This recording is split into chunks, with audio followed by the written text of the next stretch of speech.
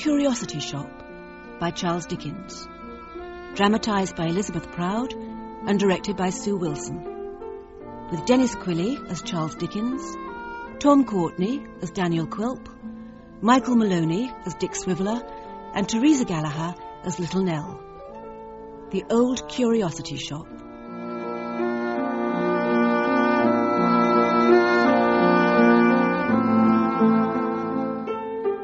Night is generally my time for walking. The glare and hurry of broad noon are not adapted to idle pursuits like mine. One summer night, I had roamed into the city. Please, sir. Yes, what is it? Why, what's the matter, my child? Please, could you direct me to St. Martin's Lane? St. Martin's Lane? It's a very long way from here. I'm afraid it is, for I came from there tonight. Alone? Oh, yes, I don't mind that. But I'm a little frightened now, for I've lost my road. And what made you ask it of me? Suppose I should tell you wrong? I'm sure you will not do that. You're such a very old gentleman and walk so slow yourself. Come, I'll take you there. Give me your hand. Thank you, sir. She was such a pretty child. For child she certainly was, though I thought it probable that her very small and delicate frame made her look particularly young. Who has sent you so far by yourself? My grandfather, sir. And what have you been doing? Whoosh. Selling diamonds. What? I'm not supposed to speak of it, but I'm sure there's no harm in telling you. The child walked on until we came to the street she had asked for. Then she stopped at a door and knocked. A part of this door was of glass, unprotected by any shutter, through which a faint light appeared. As it approached, I could see that the bearer was a little old man, and that the place through which he came was a shop, full of old and curious things. There were suits of mail standing here and there, like ghosts in armour, fantastic carvings, distorted figures in china and wood and iron and ivory, tapestry, and strange furniture that might have been designed in dreams. Why, Nellie, how late thou art. I lost my way, grandfather, and this kind gentleman brought me home. Why, bless thee, child, what if I had lost thee? I would have found my way back to you, grandfather. Never fear. Well, run along and take off thy feet. Pray, walk in, sir. Thank you. Come in, you must be tired. Take off your coat. This way. How can I thank you? By taking more care of your grandchild another time, my good friend. More care? More care of Nellie? Why, whoever loved a child as I love Nell? Little Nellie? Little Nellie? There, grandfather. Supper will soon be ready, if you and the kind gentleman will please to sit down by the fire.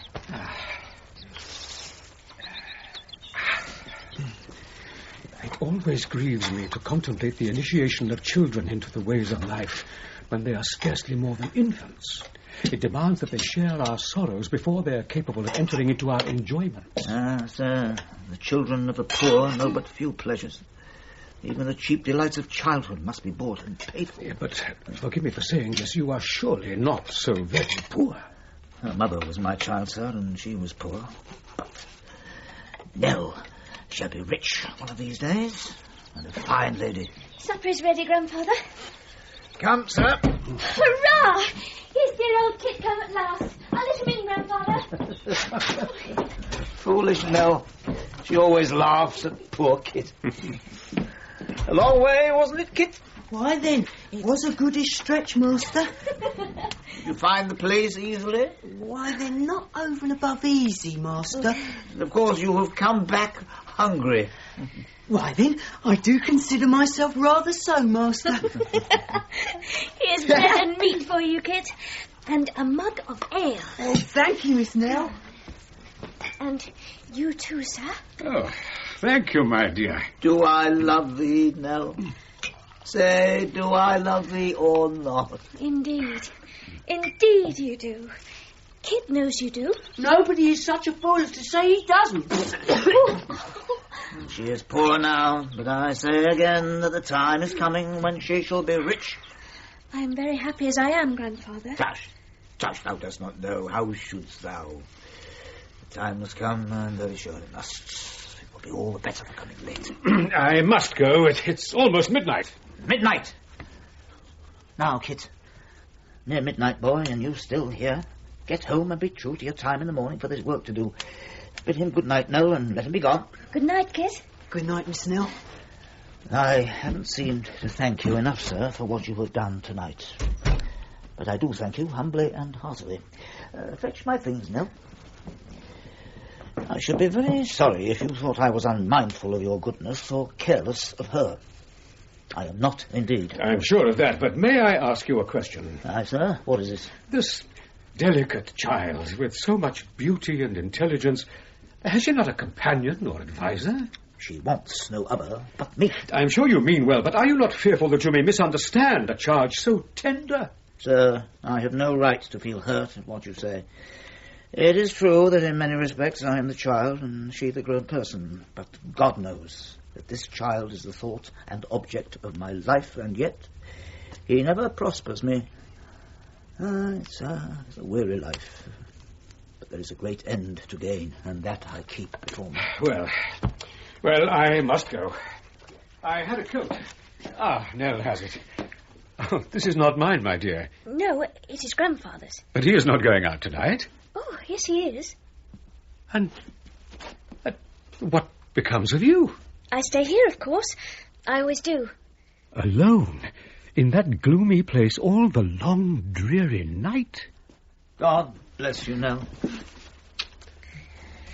Sleep soundly, dear, and angels guard thy bed. Do not forget thy prayers, my sweet. No, indeed. That's well. Lock the door and fasten the shutters securely. Early in the morning I shall be home. You'll not ring twice. The bell wakes me even in the middle of a dream. Good night, sir. Good night, my dear. There. Good girl. Well, sir, our ways are different. I must take my leave. Good night. But where? But he hurried away with more alacrity than might have been expected, and was soon beyond my sight. I remained on the spot where he had left me, unwilling to depart, thinking of all possible harm that might happen to the child, of fires and robberies, even murder. The more I thought of what the old man had said, of his haggard face, his wandering manner, his restless, anxious looks, the less I could account for what I had seen and heard. Selling diamonds? I had a strong misgiving that his nightly absence was for no good purpose. How can he leave her thus? What could take him from home by night, and every night? At length, the rain began to descend heavily, and overpowered by fatigue, I engaged the nearest coach, and so got home.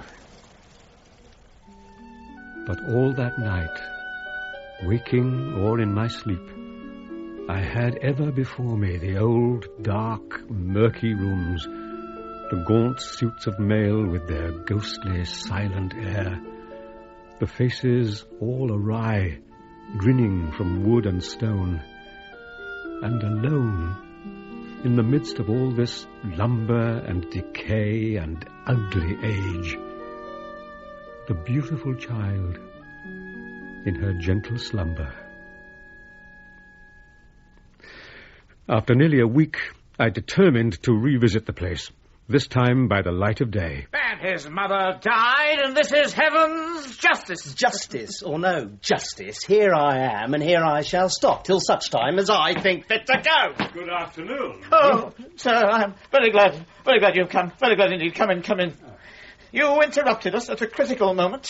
This fellow will murder me one of these days. You would swear away my life if you could. We all know that. I would be relieved if you were dead. What did I say? But I'm not dead, and I tell you again that I want to see my sister. Your sister? You can't change the relationship. My sister, that you keep cooped up here, poisoning her mind with your sly secrets. Here's a moralist to talk of poisoned minds. A profligate, sir. Really, I think... A liar, too, who seeks to wound me because there is a stranger by. Strangers are nothing to me, grandfather. There's a friend of mine waiting outside, and as it seems that I may have to wait some time, I'll call him in, with your leave. Hi there, Dick. Come in, can't you? There. It's Dick Swiveller. Sit down, Swiveller. Yes, but is the old min agreeable? Never you mind. Sit down. Oh, I know my cue, Fred. Smart is the word. Oh. I had the sun very strong in my eyes last night. My heart's in the Highlands, my heart is not here. My heart's in the Highlands. I really should take my leave. No, pray, sit still. Oh, give me but my Arab steed, my prince defends his right, and I will do the battle speed to guard him in the fight. Fred, is the old min friendly? Yes, of course. What do I care whether he is or not? Well then, it's a devil of a thing, gentlemen, when relations fall out and disagree. Why not join hands and forget it? Told you. Don't interrupt the chap.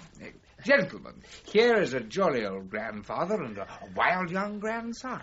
The wild young grandson says to the jolly old grandfather, "You're as rich can be. You're saving up piles of money for my little sister that lives with you in a secret, stealthy, hugger-muggering kind of way. Why can't you stand a trifle for your grown-up relation?" But the jolly old grandfather not only declines to fork out, but blows up and calls names and makes reflections whenever they meet. Now, wouldn't it be better for the old gentleman to hand over a reasonable amount of tin and make it all right and comfortable? God, help me, why do you bring your profligate companions here? How often am I to tell you that I am poor? How often am I to tell you that I know better? You have chosen your own path. Follow it. Leave Nell and me to toil and work. Nell will be a woman soon, and she'll forget her brother unless he shows himself sometimes. Take care that she does not forget you when you would have her memory keenest. Take care that the day don't come when you walk barefoot in the streets and she rides by in a carriage of her own. You mean when she has your money? Oh, how like a poor man he talks. And yet, how poor we are, and what a life it is. Oh, well, hope and patience. Don't you think we'd better be off, Fred? And here she is at last. Why, Fred. Come in, sir. The child was closely followed by an elderly man of remarkably forbidding aspect, and so low in stature as to be quite a dwarf, though his head and face were large enough for the body of a giant. His black eyes were restless, sly, and cunning, and the expression of his face was made grotesque by a ghastly smile, which appeared to have no connection with any mirthful or complacent feeling, and gave him the aspect of a panting dog. That should be your grandson, neighbour. Say rather that he should not be, but he is. And that? Some friend of his as welcome here as he. And that? A gentleman who was so good as to bring Nell home when she lost her way. Coming from Nellie, do they teach you to hate me, eh? No, for shame. Oh, no. To love me, perhaps. Neither, Fred. They never speak to me about you. Oh, I believe you there, Nell. But I love you dearly, Fred, and always will. But, oh, if you would leave off vexing him and making him unhappy, then I could love you more. I see. Give me a kiss, then. There. Get you away now you've said your lessons. You needn't whimper. We part good friends enough if that's the matter. Go now. Harkee, Mr. Meaning me? Quilp is my name. You might remember. It's not a long one. Daniel Quilp. Harkee, Mr. Quilp. Then you have some influence with my grandfather there. Some. And are in a few of his mysteries and secrets. A few.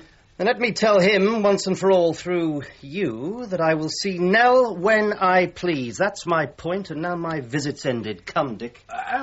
Sir, will you allow me to whisper half a syllable? Uh-huh.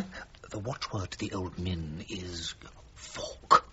Is what? Is fork, sir, fork. You are awake, sir. Very well. Good day to you. So much for dear relations. Thank God I acknowledge none. Nor need you if you were not as weak as a reed and nearly as senseless. Oh, it's easy to talk and sneer. What would you have me do? What would I do if I was in your case? Something violent, no doubt. You're right there. Ask Mrs. Quilp. Pretty Mrs. Quilp. Obedient, timid, loving Mrs. Quilp. Oh, but that reminds me. I've left her all alone and she'll be anxious till I return. Here.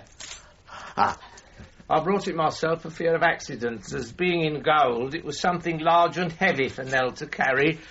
She need be accustomed to such loads betimes, thou neighbour, for she'll carry weight when you're dead. Heaven send she may. I hope so. Hope so? Neighbour, I would on you in what good investment all these supplies are sunk. But you're a deep man, and keep your secret close. My secret? Yes, you're right. I keep it close, very, very close. That's right, lock it away. Well, I must make haste, and Mrs. Quilp will be in fits when I return. And so, neighbour, I leave my love for Nelly, hoping that she may never lose her way again, though her doing so has procured me an honour I didn't expect. You are too kind, sir. Good day to you, gentlemen. I must make my way homewards too. No, my dear sir.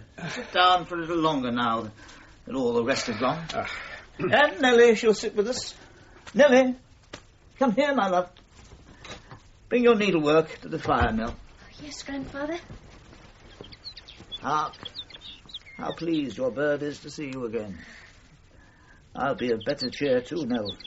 There must be good fortune in store for thee.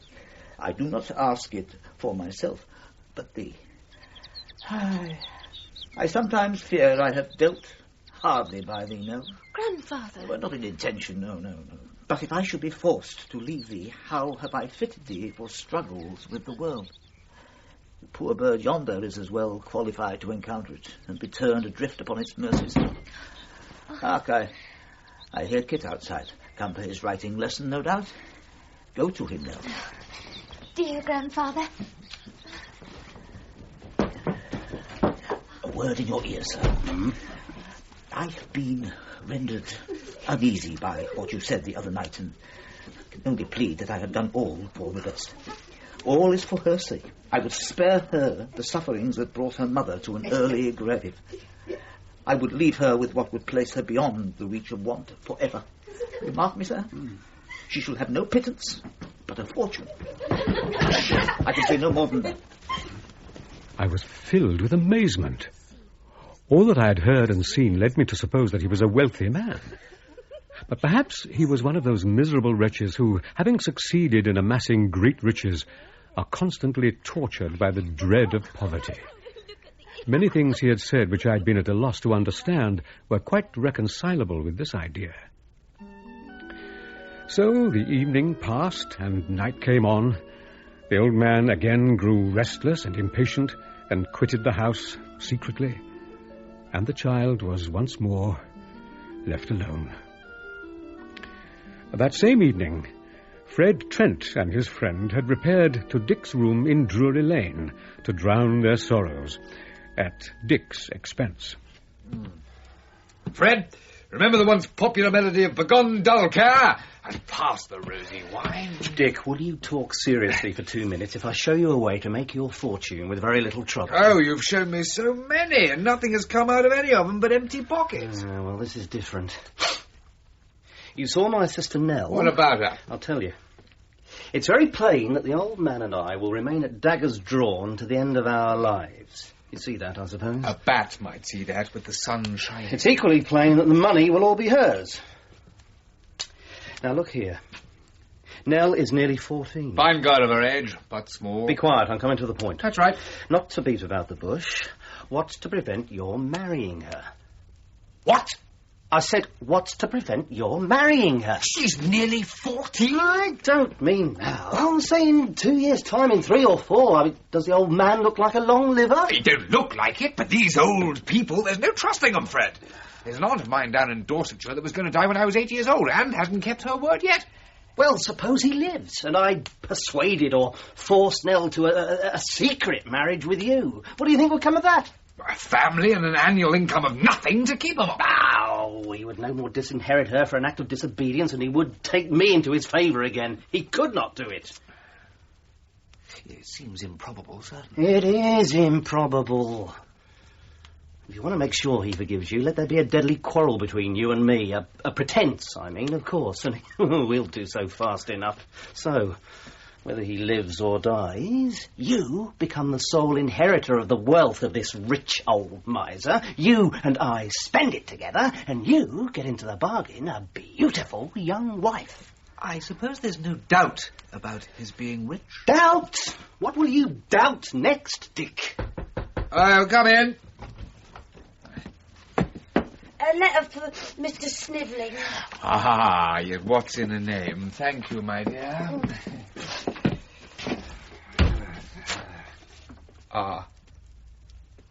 It's all very well to talk as we have been, but I'd quite forgotten her.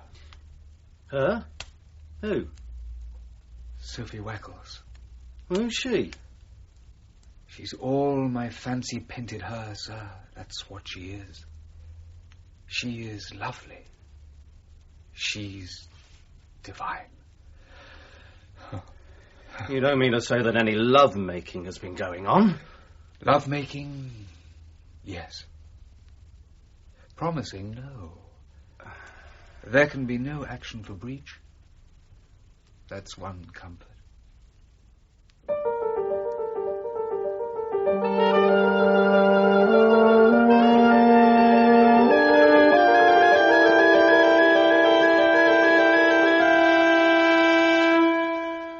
Mr. Quilp's occupations were numerous.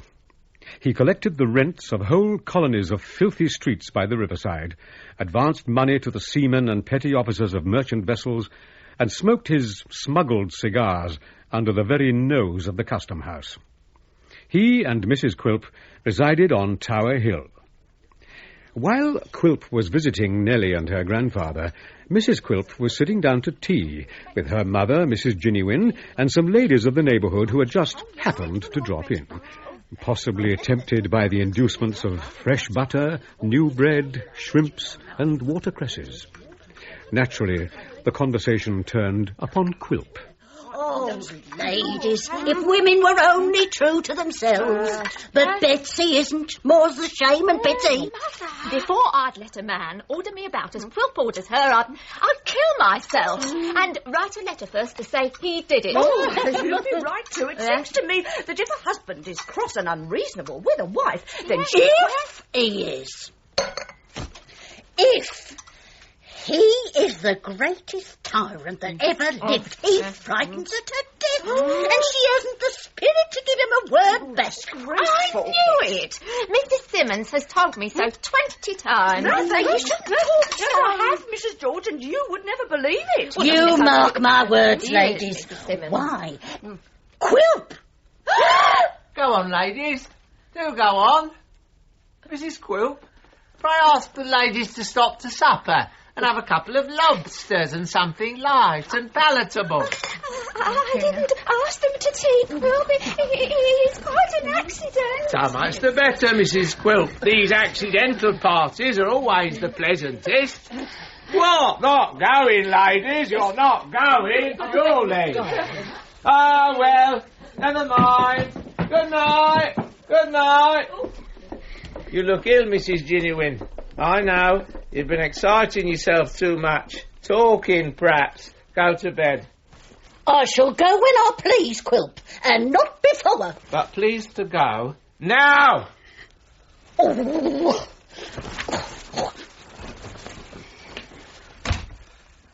Oh, you nice creature. Oh, you precious darling. She's such a jewel, such a diamond, such a treasure. I'm so fond of her. The best of her is she's so meek, and she never has a will of her own, and she has such an insinuating mother. Mrs. Quilp. Yes, Quilp. Am I nice to look at? Am I, Mrs. Quilp? Yes, Quilp. Mrs. Quilp. Yes, Quilp. Mrs. Quilp. Yes, Quilp. If ever you listen to those beldames again, I'll bite you. Yeah! Clear away the tea board and bring the rum. Yes, Quilp. And some cold water and a box of cigars. Yes, Quilp.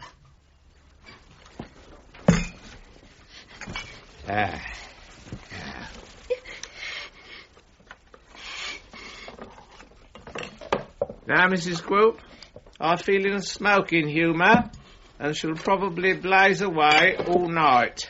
But sit where you are, if you please, in case I want you. Yes, Quilp. The sun went down and the stars peeped out. The room became perfectly dark and the end of the cigar a deep fiery red. But still Mr. Quilp went on smoking and drinking, with the dog-like smile always on his face, save when Mrs. Quilp made some involuntary movement of restlessness or fatigue, and then it expanded into a grin of delight.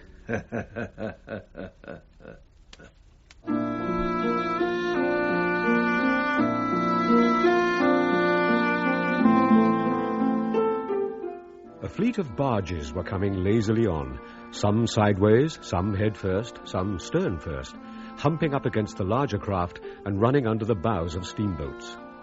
Coming slowly on through the forest of masts was a great steamship, beating the water in short, impatient strokes with her heavy paddles as though she wanted room to breathe, and advancing in her huge bulk like a sea monster among the minnows of the Thames. On the Surrey side of the river was a small, rat-infested, dreary yard called Quilp's Wharf, in which was a little wooden counting-house. At flood tide, on the morning after he had sat up smoking all night, Quilp boarded the wherry to cross the river and caused himself to be put ashore hard by the wharf. There, the first object that presented itself to his view was a pair of very imperfectly shod feet elevated in the air with the soles upwards. Tom Scott, stand up straight or I'll punch you. You let me alone. You. You dog, I'll beat you with an iron rod. I'll scratch you with a rusty nail. I'll pinch your eyes if you talk to me. Take the key. Why don't you hit one of your own size? Where is the one of my own size, you dog? Take the key or I'll brain you with it. Ow! Now, open the counting house. Now you mind the wharf. Stand upon your head again and I'll cut one of your feet off. It was a dirty little box, this counting-house, with nothing in it but an old rickety desk and 2 stools. Daniel Quilp pulled his hat over his eyes, climbed onto the desk, and stretching his short length upon it, went to sleep with the ease of an old practitioner. Here's somebody for you. Who? I don't know. Ask you, dog. Mr. Quilp? What? Nellie! Come in. Stay. Just look out into the yard and see whether there's a boy standing on his head. No, sir. He's on his feet. You're sure he is? Well, now come in and shut the door. What's your message, Nellie? Grandfather sent this letter. Let's see.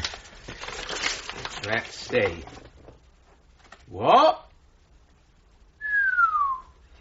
Do you know what's inside this letter now? No, sir. Are you sure? Quite sure? Quite certain? Upon your soul? Quite sure, sir. Ah, I believe you. Gone already. In 24 hours. What the devil has he done with it? That's the mystery. You look very pretty today, Nellie. How should you like to be my number 2? To be what, sir? My number 2, Nellie. My second. My Mrs. Quilp. To be Mrs. Quilp the second, when Mrs. Quilp the first is dead, sweet Nell. To be my wife. Say Mrs. Quilp lives 5 years, or only 4. You'll be just the proper age for me. You shall come with me to Tar Hill and see Mrs. Quilp that is directly. She's very fond of you, Nell. Not so fond as I am. I must go back indeed. He told me to return directly I had the answer. But you won't have it, Nellie, until I've been home. So you see, you must go with me. Reach me my stick, my dear, and we'll go directly. How long? Just let go! What's this fire, will you dog? I'll stop them. I'll tie you both together. I'll beat you to a pulp. Dogs. You drop that stick or it'll be the worse for you. Drop that stick! Let go, you dog, or I'll beat you copper-coloured. Let go! Never mind.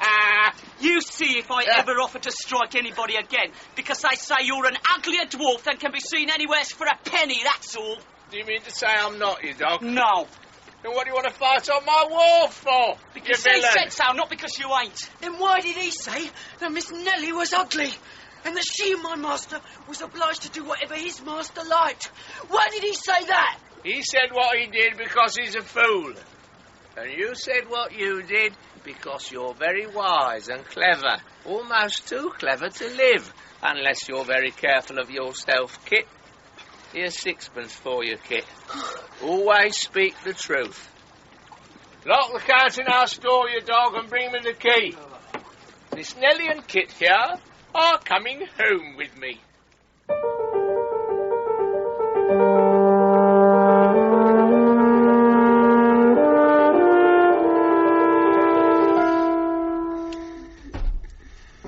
Make yourself comfortable downstairs, Kit. Quilp!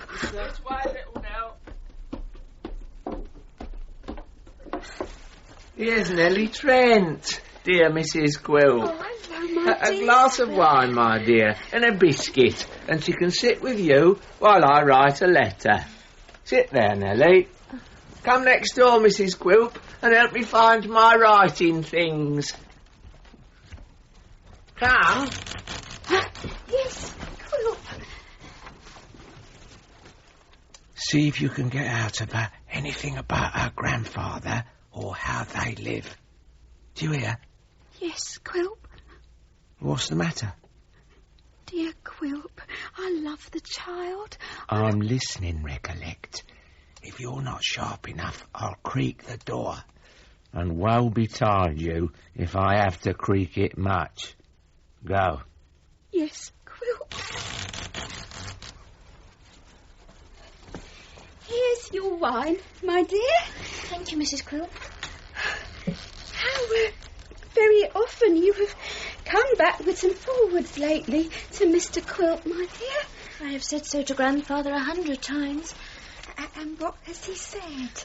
Only sighed and dropped his head and looked so sad and wretched. How that door creaks. It often does. But your grandfather, he used not to be so wretched. Oh, no. We were once so happy and he so cheerful and contented. You cannot think how it grieves me sometimes to see him alter so. Oh, he will alter again, Nellie, and be what he was before. Oh, pray don't cry. I do so very seldom. I know you will not tell anyone. I thought I saw the door moving. Oh, it's the wind, Nellie. I have not told you the greatest change of all. Every night, and nearly all night long, he is away from home. Nellie! When he comes home, generally just before day, I let him in. Last night, his face was deathly pale and he was trembling. When I'd gone to bed again, I heard him groan and say that if it was not for the child, he would wish to die. What shall I do? What shall I do? Oh, Nellie, there, my dear. Dear me, Nellie. She must be tired, Mrs. Quilp. It's a long way from her home to the wharf, and then she was alarmed to see a couple of young scoundrels fighting. It's all been too much for her. I must go home now, if you please. I've been away too long already. Well, here's the note, Nellie. It's only to say that I shall see him tomorrow, or maybe the next day, and that I couldn't do that little business for him this morning. Goodbye, Nellie. Goodbye, dear Mrs. Quilp. Oh, goodbye, dear. Goodbye, little Nell. You're a keen questioner, ain't you, Mrs. Quilp? It's lucky for you that I've got the clue I want from what she let fall. Yeah, it's fortunate for you that I'm upon the old gentleman's track. So don't get anything too nice for dinner, for I shan't be home to it.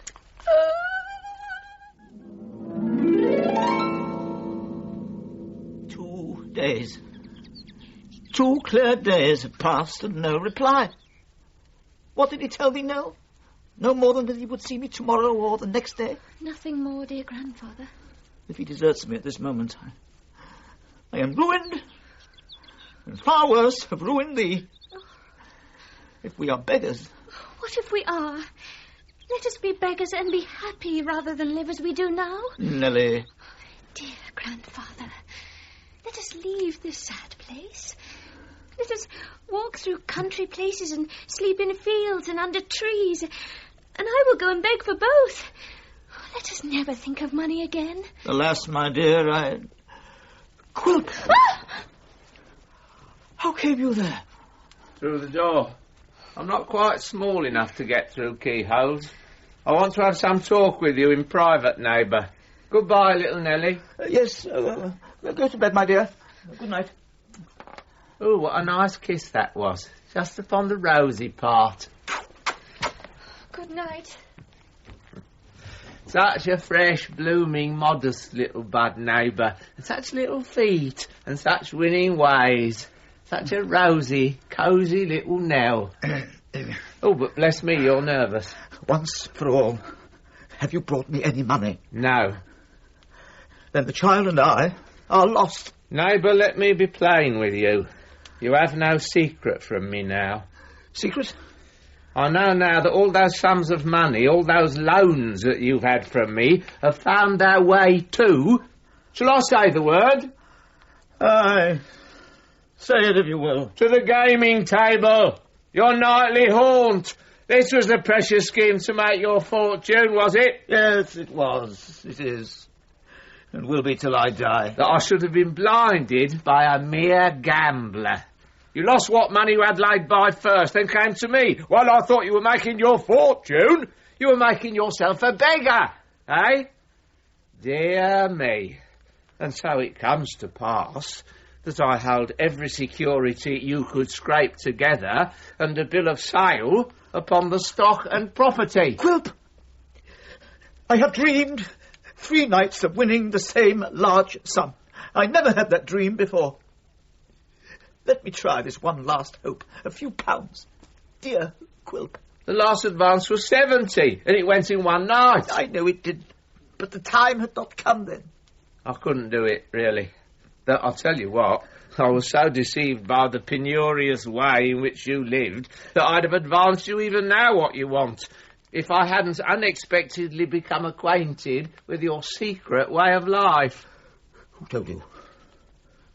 Let me know the name. Right, it was, who do you think? It was Peter. It must have been. He played the spy and you tampered with him? How came you to think of him? Yeah, it was Kit. Poor Kit. Yeah, I think it was Kit who said I was an uglier dwarf than might be seen anywhere for a penny, wasn't it? Poor Kit. Good night, neighbour.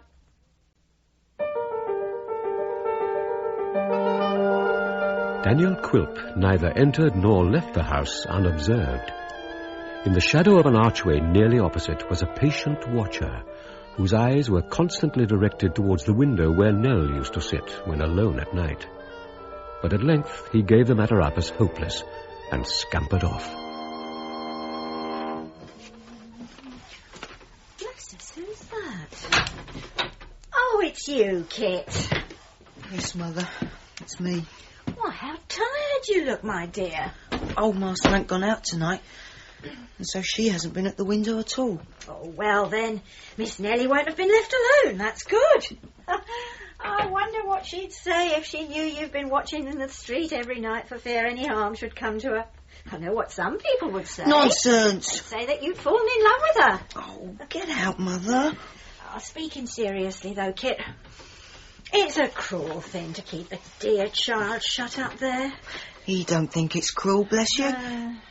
If he hadn't tried to keep it so close, though, I should never have found it out, for it was his getting me away at night so much earlier that first made me curious to know what was going on. Hark! What's that? It's only somebody outside. Is somebody coming here? Very fast, too. Miss Nellie! What is the matter? I must not stay a moment.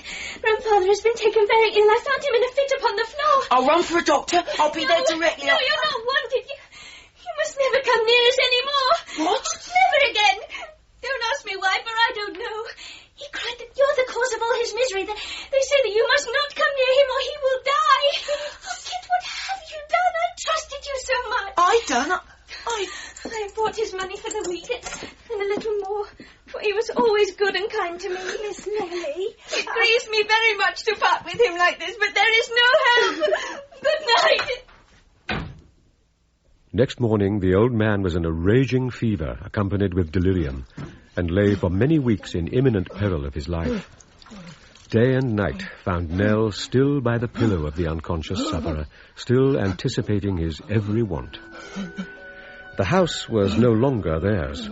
Mr. Quilp had taken formal possession of the premises and all upon them, in view of certain legal powers which none presumed to call in question.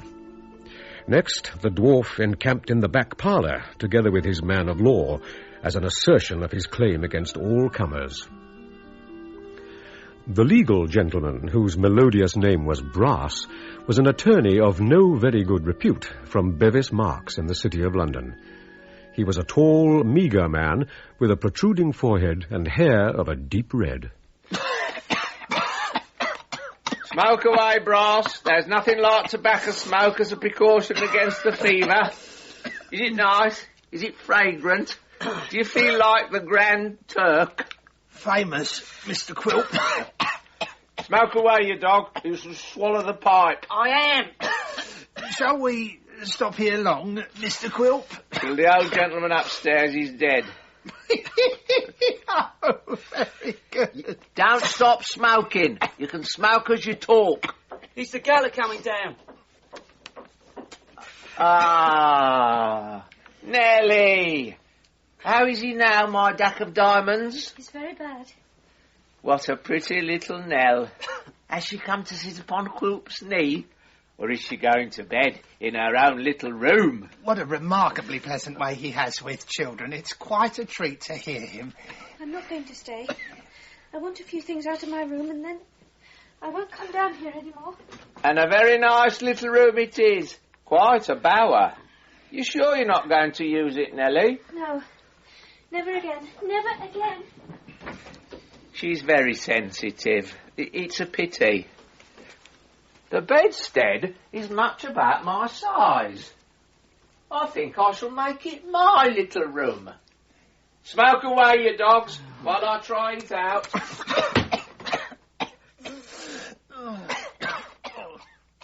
At length, the crisis of the old man's disorder was past, and he began to mend.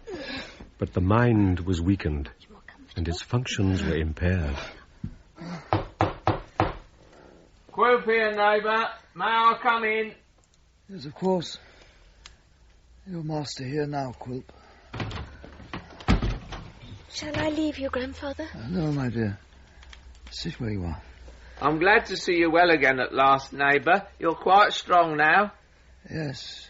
I don't want to hurry you, neighbour, but as soon as you can arrange your future proceedings, the better. Surely. The better for all parties. You see, the goods being once removed, this house would be uncomfortable. Uninhabitable, in fact. You say true. Poor Nell, too. What would she do? Exactly. Then, will you consider about it, neighbour? I will, certainly. We shall not stop here. So I supposed. I've sold the things. Today's Tuesday. When shall they be moved? There's no hurry. Shall we say this afternoon? Say Friday morning. Very good. With the understanding that I can't go beyond that day, neighbour, on any account. Good. I shall remember it. Friday morning. Make sure you do. Oh, Grandfather, what shall we do? Hush. Let us speak softly now. We will not stop here. We will go far away. Yes, let us go. Let us wander barefoot through the world rather than linger here. We will. We will travel afoot through fields and woods and trust ourselves to God in the places where he dwells. We may be cheerful and happy yet, Nell. We will be happy. We never can be here. No, that's truly said. Let us steal away in the morning, early and softly, as we may not be seen or heard, and leave no trace or track for them to follow.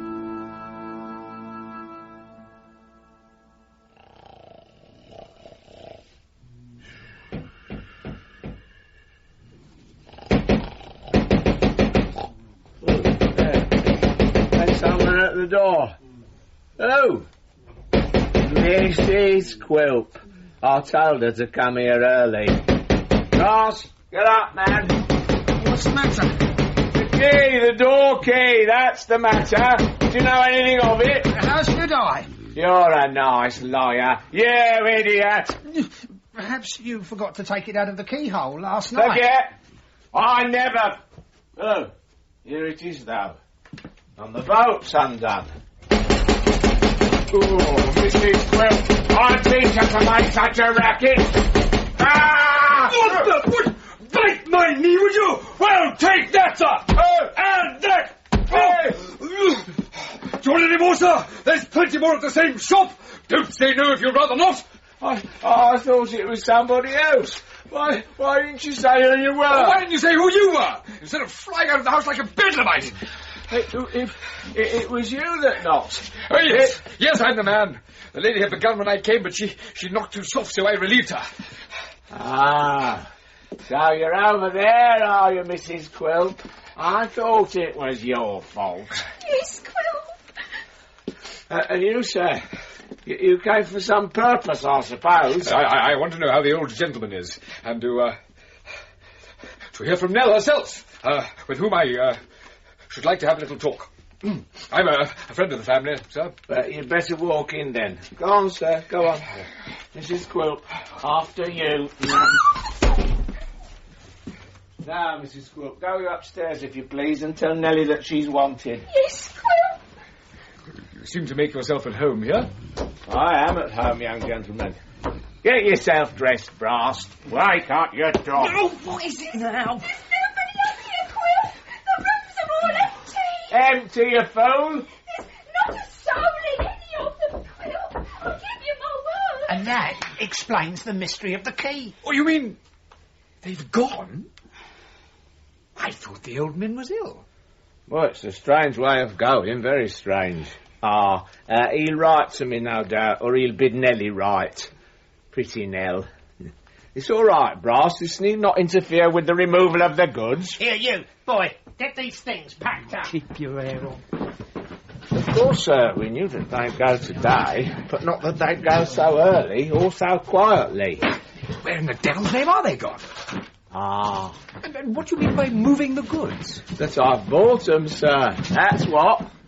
Has the sly old fox made his fortune then? Gone to live in a tranquil cot in a pleasant spot with a distant view of the changing sea? Possibly. Well, I suppose it's of no use my staying here. Not the least in the world. You'll mention that I called, perhaps. The very first time I see them. And say that I was wafted here upon the pinions of Concord, and that is my address, my card, sir. Good morning. Good day, sir. Good morning to you, ma'am. Oh, good day, sir. Mrs. Quilp, go and fetch some things from upstairs. Get to work, you dogs. Don't idle about. Bustle, can't you? Oh, I'm doing it. Oh, yes, Mr. Quilp. Of course, Mr. Who's Quilp. that? Right, it's that prying boy. Oh, Kit. Honest Kit. Come in here, sir. Well, your old master and mistress have gone. Where? Do you mean to say you don't know where? No, I don't. Come, let's have no more of this. Don't I know that you've been hanging about the house at night like a thief, eh? Weren't you told then? No. Then what were you talking to Miss Nellie about the other night? I came to ask them to come and live at our house when the master was better. Now that this home is gone from them, we've a little front room upstairs that is very pleasant and clean, and the baby hardly ever cries now. Oh, then I think they'll come to you yet. Do you think they will? Yeah. Now, when they do, let me know, dear, and I'll give you, something. Do you hear what I'll say? Yes, sir. Here's a bird. What's to be done with it? Wring its neck. Oh, no, don't do that. Give it to me. Oh, yes, I dare say. Come, you, let the cage alone and let me wring its neck, will you? To me. He said I was to do it. No, the cage alone. Give it. Now, fight for it, you dogs, or I'll wring its neck myself. Fight, you dogs!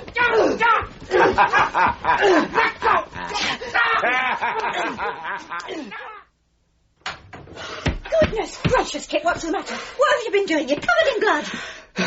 Fighting for a bird and one in, Mother. That's all. Fighting for a bird? Miss Nellie's bird that they was going to wring the neck of.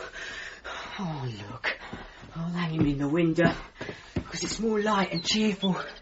He's such a one to sing, I can tell you. Meanwhile, little Nell and her grandfather, having stolen out of the curiosity shop before it was light, had made their way through the silent streets of the town and come at length to country fields. Are you tired, Grandfather? Are you sure you don't feel ill from this long walk? I shall never feel ill again, now that we are once away. Shall we not stop and rest a little? No. We are too near to stop. We must be further away. A long, long way further. Come.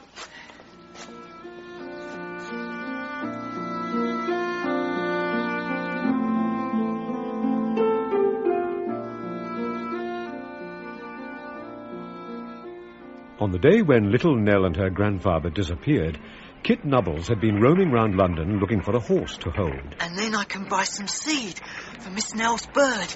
Kit was quite tired out with pacing the streets, to say nothing of repeated disappointments, when he saw a little clattering, jingling four-wheeled chaise drawn by a little obstinate-looking, rough-coated pony and driven by a little fat, placid-faced old gentleman with a little old lady sitting beside him.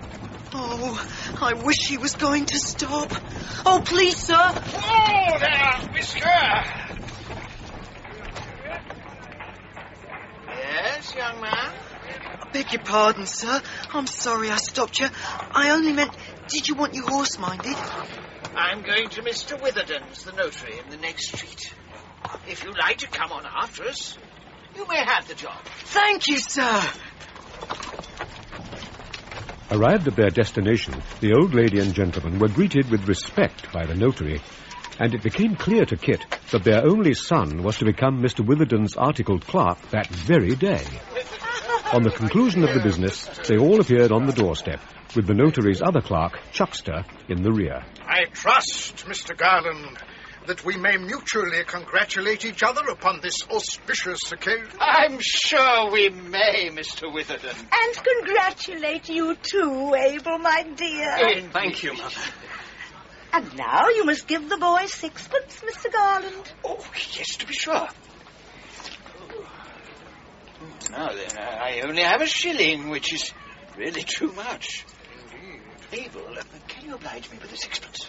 Dear me, Father. I'm afraid not. Mother? Perhaps Mr. Witherden. Chuckster, is there a sixpence in the office money? Devil a one, sir. The last one went this morning. Well, then, a shilling it'll have to be. There, my lad. Now, I'm coming here again next Monday at the same time. And mind, you're here to work it out. Thank you, sir. I'll be sure to be here.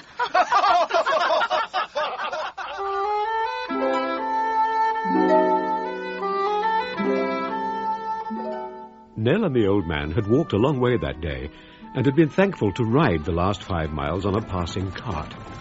The sun was setting as the kind carter set them down by the wicket gate of a country churchyard.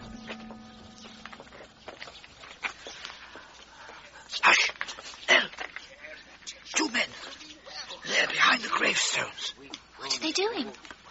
They were two travelling showmen, seated upon the grass and so busily engaged as to be unconscious of intruders. Why, it's Punch. Look, Nell. Indeed, scattered upon the ground were the persons of the drama. Punch, his wife and child, the hobby horse, the doctor, the executioner, and the devil. Their owners had evidently come to that spot to make adjustments in the stage arrangements. Good evening, friends. Oh, Nell. Ah, perhaps the first time you've seen them off the stage, eh? Yes. Why do you come here to do this? Why, you see, we're putting up for tonight at the public house yonder. And it wouldn't do to let them see the present company undergoing repair. Are you going to show them tonight? That is the intention, Governor. Isn't that so, Tommy? My partner, Tommy Codlin. You're two free trotters. Well, you're a universal mistruster. Look here. Is all his Judy's clothes falling to pieces again? You haven't got a needle and thread, I suppose? Oh, dear. I have a needle, sir, in my basket, and thread, too. Will you let me try to mend it for you? No harm in trying. Here. Oh, thank you, my dear. Where are you travelling to?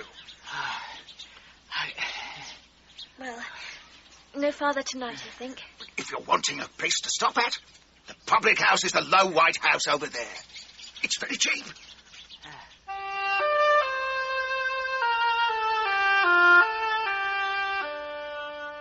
Nell was too tired to eat that night, but stayed awake by the old man's bedside until he slept. Then she went very thoughtfully to her own bed. We have so little money, and when that is gone, we must begin to beg. This piece of gold, it would be best to hide this and never produce it unless we are desperate. I shall sew it in my dress. Oh, how quiet it is in the country.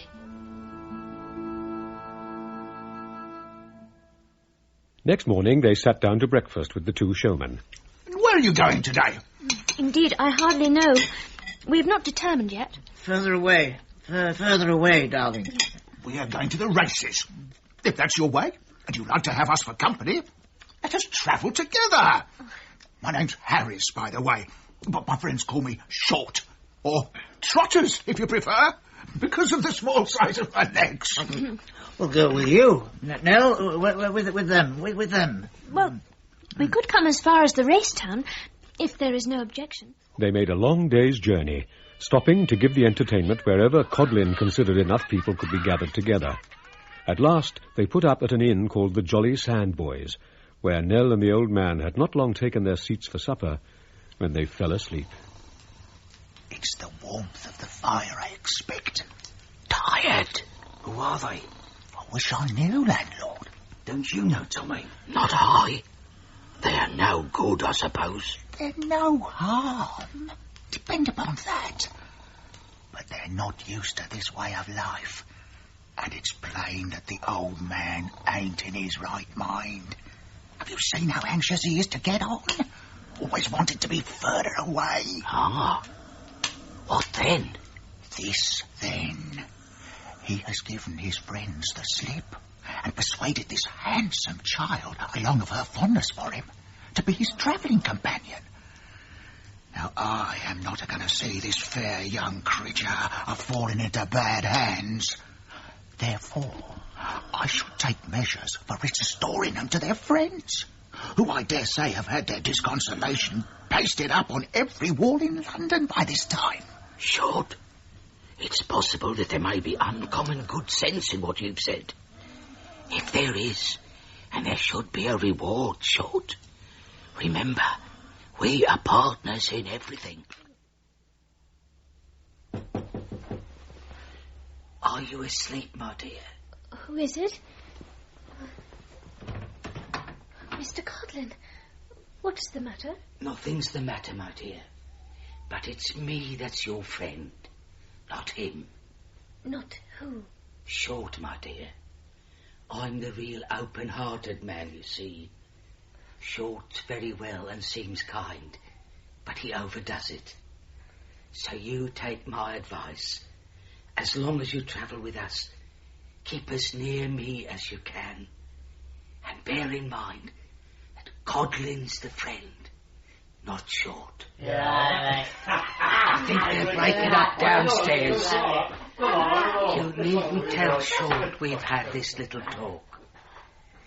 God bless you. Next morning, the child was again struck by the altered behaviour of Mr. Thomas Codlin, who kept warning her by certain wry faces and jerks of the head not to put any trust in Short, but to reserve all confidences for Codlin. She became watchful and suspicious, and noticed how he kept close at all times to the old man. It was dark before they reached the place where the races were to begin the following day, upon an open heath. The purchase of a scanty supper reduced Nell's little stock so low that she had only a few halfpence with which to buy a breakfast on the morrow. They had come to the time when they must beg their bread. Soon after sunrise in the morning, Nell stole out from the tent to pluck a few wild roses, intending to make them into little nosegays and offer them for sale when the company arrived. When she returned, she sat close beside the old man in one corner of the tent, tying her flowers together, while the two men lay dozing in another corner. Grandfather, before we left the old house, you told me that if they knew what we were going to do, they would say that you were mad and part us. Oh. Hush, hush. You needn't speak, dear. But these men suspect us and mean to have us sent back. If you're only quiet now, we shall get away from them. Oh, they will shut me up in a stone room, dark and cold, and chain me up to the wall, Nell. Keep close to me all day. Never mind them. Don't look at them. Look at me. I shall find a time when we can steal away. That's all. Hello. What you up to, my dear? Codlin's the friend, remember? Not Short. I'm making some nosegays to try and sell them these 3 days of the races. Will you have one? As a present, I mean. There. Ah, Codlin's the friend, by God. As the day wore on, there were many times when punch was displayed, but always while the eye of Thomas Codlin was upon them, so that to escape without notice was impracticable. At length, late in the day, Mr. Codlin pitched the show in a convenient spot, and the spectators were soon in the very triumph of the scene, looking on with laughing faces. If they were ever to get away unseen, this was the very moment. They seized it and fled.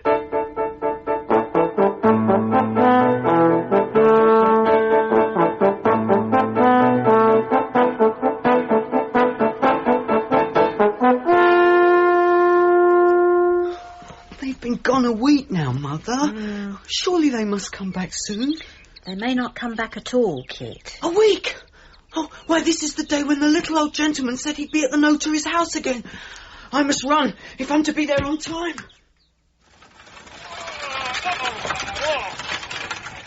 Good day to you, sir. Madam. Why, bless me, the lad is here. My dear, do you see? So he is. I said I'd be here, sir. I hope you've had a pleasant ride. He's a very nice little pony.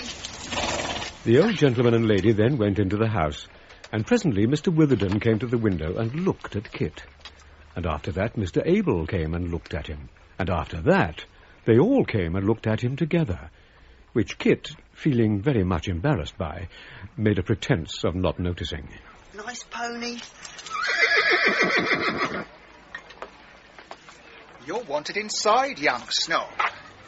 Blessed if I can make out whether you're precious raw or precious deep. Go along. I'll mind the shaves.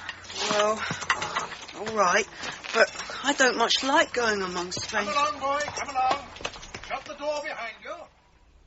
Well, boy, you came to work out that shilling. Not to get another, eh? No, indeed, sir. I never thought of such a thing. Father alive? Dead, sir. Mother? Yes, sir. Married again, eh? Not a bit of it. She's a widow with 3 children and wouldn't think of such a thing. Now, my lad, I'm not going to give you anything. Thank you, sir. But perhaps I may want to know something more about you, so tell me your name and where you live, and I'll put it down in my pocketbook. Name? Kit Nubbles, sir. Christopher Nubbles.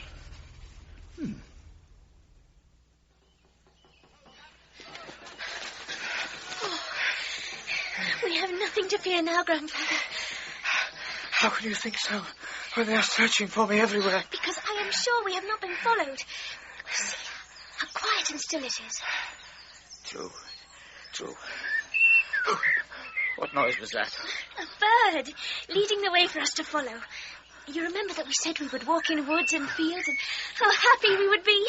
Come! As they passed onward, the serenity which the child had first assumed stole into her breast in earnest, and the old man felt at ease and cheerful. At length they came to a lane where a broken finger-post announced a village. It was a very small place, and most of the folk were looking on at the men and boys playing cricket. There was but one old man in the little garden before his cottage, which had "School" written up over the window. Speak to him, Nell. I'm almost afraid to disturb him. He looks so thoughtful. Oh, he's seen us. Good evening. Excuse us, sir, but if you could direct us to a lodging, we should take it very kindly. You've been walking a long way. A long way, sir. You're a young traveller, my child. Your grandchild friend? I, sir, the stay and comfort of my life.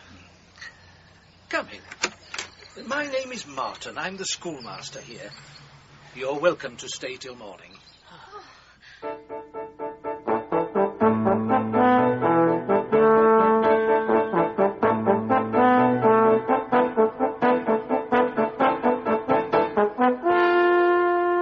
When Kit came to the corner of the court in which he lived, lo and behold, there was the pony again, looking more obstinate than ever.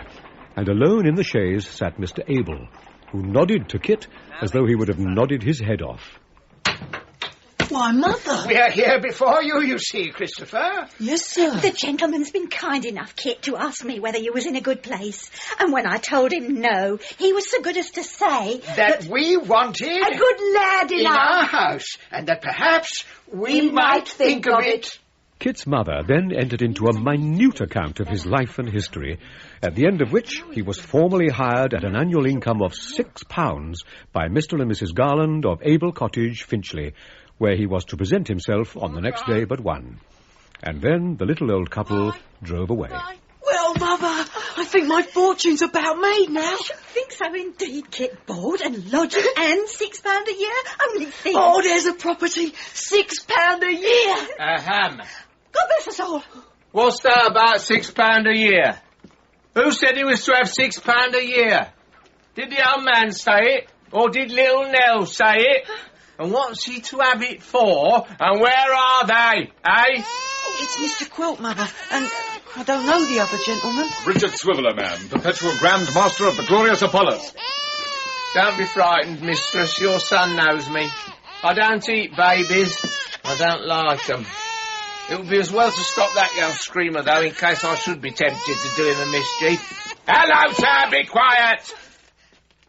Mind you don't break out again, you villain, or I'll make faces at you and throw you into fits.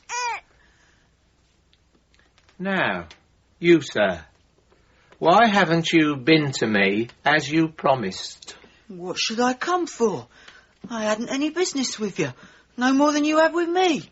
Here, mistress, when did his old master send here last? Is he here now? He has not been here at all. Yeah, that's what you tell this gentleman too, is it? I can't tell him anything else, sir. I only wish I could. As I met you on the doorstep, Mr. Swiveller, I assumed you'd come in search of some intelligence of the fugitives. Yes, that was the object of the present expedition. You seem disappointed. A baffler, sir, a baffler, that's all. I have entered upon a speculation which has proved a baffler. A speculation, eh? Upon my word, I'm very sorry. I'm rather cast down myself. As we're companions in adversity, Shall we be companions in the surest way of forgetting it? There's a little summer house by the waterside where they have some of the noblest she-dam gin, reputed to be smuggled, but that's between ourselves. This summer house was a rugged wooden box which overhung the river's mud and threatened to slide down into it. There, under the influence of the aforementioned liquor, Richard Swiveller became imperceptibly more companionable and confiding, so that Quilp was soon in possession of all the details of the scheme contrived between the easy Dick and his more designing friend, Fred Trent. It can ever be brought about. Stop it! That's the thing. It can be brought about. It shall be brought about. There's my hand upon it. What? Do you think there's still a chance? A chance? A certainty. Oh, you lucky dog. Huh? He's richer than any Jew alive. You're a made man. Oh, if I thought that, it would make it easier to bear the chegs the market gardener is paying court to Sophie Wackles. Sophie Wackles? Ah, forget Sophie Wackles. I've seen you now. Nothing but Nelly's husband rolling in gold and silver. I'll help you. It shall be done. But how? Where have they gone? That point remains to be discovered, which it might be easily. There's plenty of time. We'll talk it over again all the way through. Fill your glass while I'm gone. I shall be back directly. Directly! Daniel Quilp withdrew into a dismantled skittle ground behind the public house and threw himself upon the ground, rolling about in delight. it was this shallow-pated fella who made my buns ache t'other day, was it? He's to marry Nell. He shall have her, and I'll be the first man when the knot's tied fast to tell him he's got a beggar. It will be a clearing of old scores. But the first thing to do is to find them.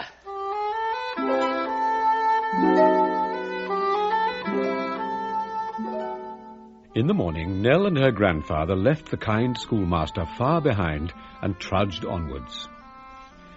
The day had worn away into a beautiful evening when they arrived at a point where the road struck across a common. Here a caravan was drawn up to rest, a smart little house upon wheels, with white dimity curtains festooning the windows, and window shutters of green picked out with panels of a staring red, in which happily contrasted colours the whole concern was brilliant. A pair of horses were grazing on the frowsy grass, and at the open door, graced with a bright brass knocker, sat a lady, stout and comfortable to look upon, wearing a large bonnet, trembling with bows. Tea things, including a bottle of rather suspicious character, were set forth upon a drum covered with a white napkin. And there sat this roving lady, taking her tea and enjoying the prospect, as the travellers walked slowly by. Hey! Mum? Yes, to be sure. Who won the helter-skelter plate, child? Won what, Mum? The helter-skelter plate at the races, child, on the second day. On the second day? I don't know, Mum. Don't know? Oh, you were there. I saw you with my own eyes. And very sorry I was to see you in company with a punch. A low, practical, vulgar wretch the people should scorn to look at. I was not there by choice. We didn't know our way, and the two men were very kind to us and let us travel with them. Do you know them, Mum? Know them, child? Know them? Oh, do I look as if I knowed them? Does the caravan look as if it knowed them? No, Mum, no. I beg your pardon. Granted, I'm sure. You're young and inexperienced, and that's your excuse for asking such a question. We left the races on the first day, you see. Ah. Where are you going now? To the next town on the road. Do you know how far it is? Warwick? It's about 8 miles. 8 miles? Never mind, Grandfather. Thank you, Mum. Good night. Come, dearest. It won't seem so far. You'll see. Come back here. Come back, I say. Nearer, come nearer. Are you hungry, child? Not very, but we are tired, and it is a long way. Well, hungry or not, you'd better have some tea. Oh. I suppose you're agreeable to that, old gentleman? Oh, thank you very much, Mum, I'm sure. Oh, here you are, then. And the knuckle of ham. Thank you. Set 'em out by the hind wheels, child. That's the best place now. Both of you eat and drink as much as you can while I take a little walk. George? Yes, missus. How did you find the cold pie, George? We want a miss, Mum. And the beer? Is it passable, George? It's more flatterer than it might be, but it ain't so bad for all that. Oh. Have you nearly finished? Very nigh, Mum. There now. Well, I hope I haven't hurried you, George. If you have, we must make up for it next time. That's all. What is the cause of this here? Would these 2 travellers make much difference to the horses if we took them with us? Would they make a difference, in course? Would they make much difference? They can't be very heavy. The weight of the pair, Mum, would be trifle under that of Oliver Cromwell. Well, that's all right, then. You see to the horses, George, and we'll put the tea things away. Oh, thank you. Thank you, Mum. Nell and her delighted grandfather mounted into the vehicle, and the horses being by that time harnessed, their patroness shut the door and sat herself down by her drum at an open window, and away they went, with a great noise of flapping and creaking and straining as they jolted heavily along.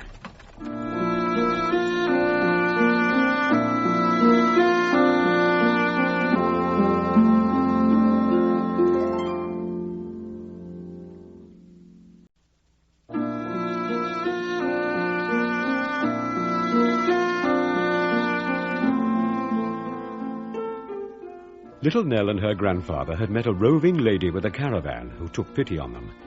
Lulled by the movement of the van, the old man was soon asleep. Now then, child, I'm going to show you something. Just help me unroll this. There. There, child, read that. Jarley's Waxwork. That's me. I am Mrs. Jarley. Here's another scroll. 100 figures the full size of life, the only stupendous collection of real wax works in the world. There! Never go into the company of a filthy punch any more after this. I never saw any waxwork, Mum. Is it funnier than punch? Funnier? It is not funny at all. Oh.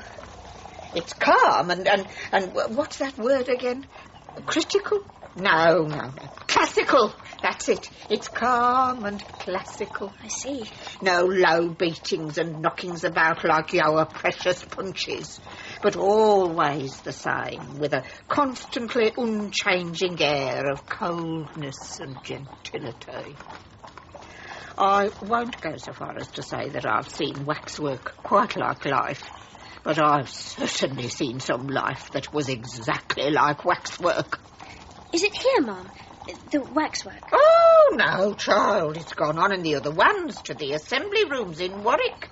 And it'll be exhibited the day after tomorrow. You'll see it, I dare say. I shall not be in the town, I think, Mum. Not there? Where will you be? I don't quite know.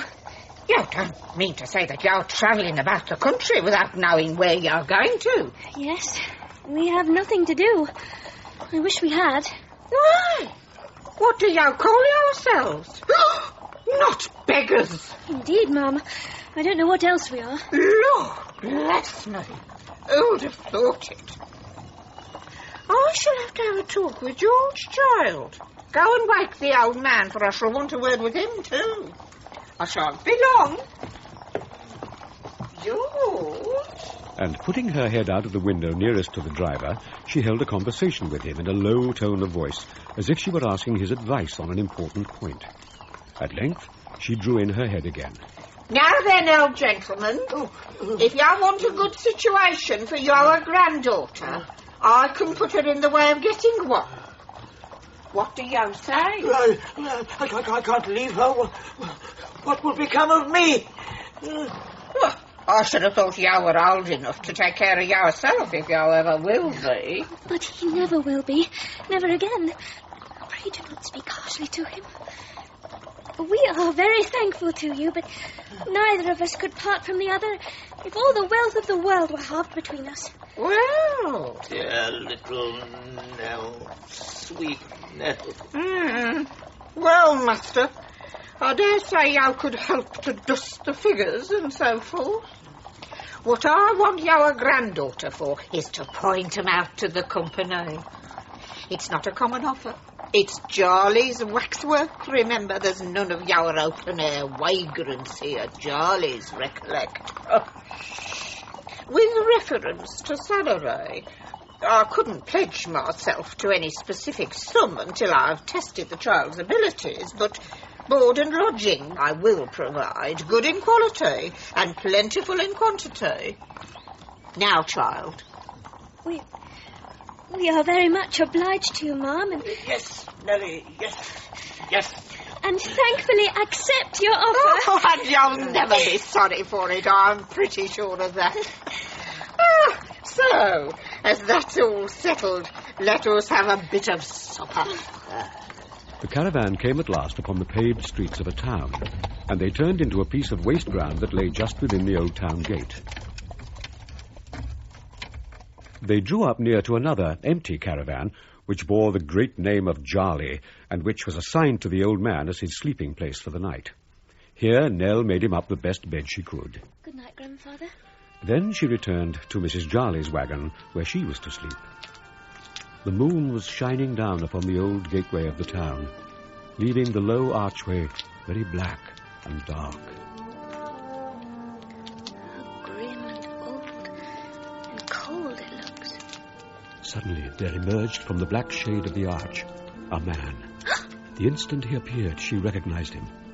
Who could have failed to recognize? Quilp! As she stood in an extremity of fear, there issued forth from the arch another figure, a boy, who carried on his back a trunk. Faster, Sarah! Faster! It's a dreadful heavy load, sir. I've come on very fast, considering. Fast, you creep, you dog, you crawl. You measure your distance like a worm. There are the chimes now. 12:30. What time does the London coach pass the corner of the road? At 1, sir. Come on, then, or I shall be too late. Faster! You hear me? Faster! It was clear by Quilp's inquiry about the London coach that he was on his way homeward, so it was reasonable to suppose that they were safer from him in Warwick than they could be elsewhere. However, Nell slept by fits and starts all night for fear of Quilp, who haunted her uneasy dreams. The next morning, Mrs. Jarley took Nell to the assembly rooms. There, on a raised platform which ran round the room and was parted from the rude public by a crimson rope, stood divers sprightly effigies of celebrated characters, more or less unsteadily, with their eyes very wide open and their nostrils very much inflated, and the muscles of their legs and arms very strongly developed, and all their countenances expressing great surprise and staring with extraordinary earnestness at nothing. Now, child, as you point to a character, I will give you its history, which you must repeat. Start here. That's right. That is an unfortunate maid of honour in the time of Queen Elizabeth, who died from pricking her finger in consequence of working upon a Sunday. Observe the blood which is trickling from her finger. Also, the gold-eyed needle of the period with which she is at work. Now, yow, child. That is a maid of honour. An unfortunate maid of honour. An unfortunate maid of honour of the time of Queen Elizabeth, who died from pricking her finger in consequence of working upon a Sunday. Observe the blood which is trickling from her finger. Also the gold-eyed needle of the period with which she is at work. Good! You'll soon have that one perfect. Remember to point at the finger and the needle at the right time. Yes, Mrs. Jarley. Now, on to the next.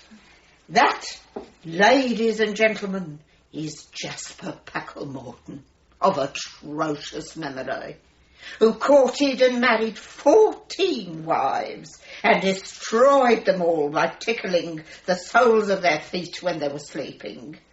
Let this be a warning to all young ladies to be particular in the character of the gentleman of their choice.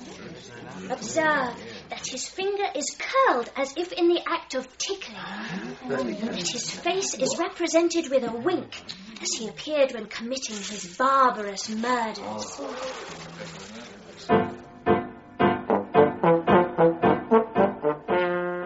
It was mentioned earlier in this history that Daniel Quilp's man of law, Sampson Brass, had his residence in Bevis Marks. It was a small dark house with a plate, Brass, Solicitor, upon the door, and a notice, first floor to let to a single gentleman, which was tied to the knocker. In the ground floor office, Mr. Brass was copying some legal process, while his sister Sally made a new pen. Miss Sally Brass was a lady of a gaunt and bony figure, a kind of Amazon at common law. Have you nearly done, Sammy? No. It would have been if you had helped at the right time. Oh, yes, you want my help. You that are going to keep a clerk. Is it my fault, you provoking rascal? All I know is that if every one of your clients is to force us to keep a clerk, you had better leave off business as soon as you can. Have we got any other client like him? Do you mean in the face? Do I mean in the face? Look here. Daniel Quilp, Esquire. Daniel Quilp, Esquire. Daniel Quilp, Esquire. All through. Should I take a clerk that he recommends or lose all this? Eh? I know what it is. You're afraid you won't have as long a finger in the business as you've been used to have. The business wouldn't go on very long without me. If I determined that the clerk ought not to come, of course he wouldn't be allowed to come. There's someone at the window. Hello? Is there anybody at home? Is Brass at a premium, eh? Oh, very good, sir. Is that my Sally? Is it the Virgin of Bevis? Open the door, Brass. Yeah, at once, sir. I've got him here. Such a clerk for you, such a prize, such an ace of trumps. Be quick, Brass, be quick. Come along, you, sir. Ah, there she is. There's the woman I ought to have married. Bother. Hard-hearted as the metal from which she takes her name. There's the female. Has all the charms of her sex and none of their weaknesses. Oh, Sally, Sally. Hold your nonsense, Mr. Quilp, do. I wonder you're not ashamed of yourself before a strange young man. This strange young man is Mr. Swiveller, my intimate friend. A gentleman of good family and great expectations, who, being pretty well accustomed to the agricultural pursuits of sowing wild oats, is now prudently content to fill the humble station of a clerk. I am very glad, sir. Mr. Swiveller, sir, is fortunate to have your friendship. May we ne'er want a friend, nor a bottle to give him, eh? I suppose that Mr. Swiveller enters upon his duties at once. It's Monday morning. At once, if you please, sir, by all means. Where will Mr. Swiveller sit? Why, we'll buy another stall, sir. Sammy? Second hand. In the meantime, if Mr. Swiveller will take my seat and try his hand at a fair copy of this ejectment, as I shall be out all the morning. Walk with me. I have a word or two to say to you on points of business. Can you spare the time? Can I spare the time to walk with you, sir? You're joking with me. Come then.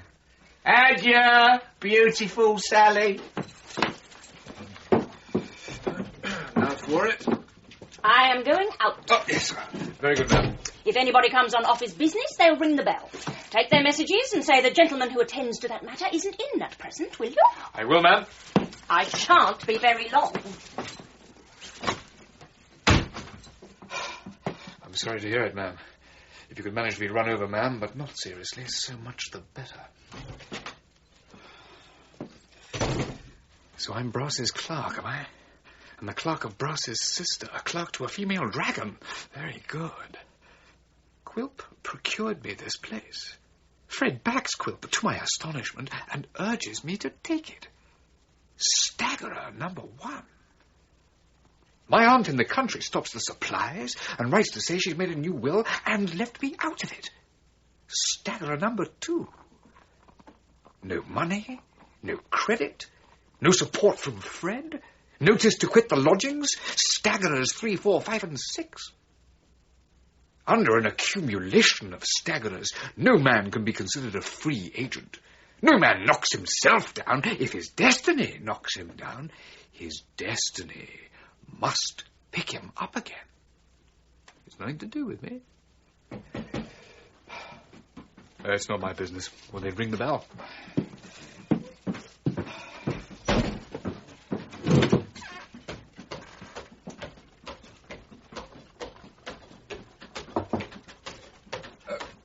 Come in.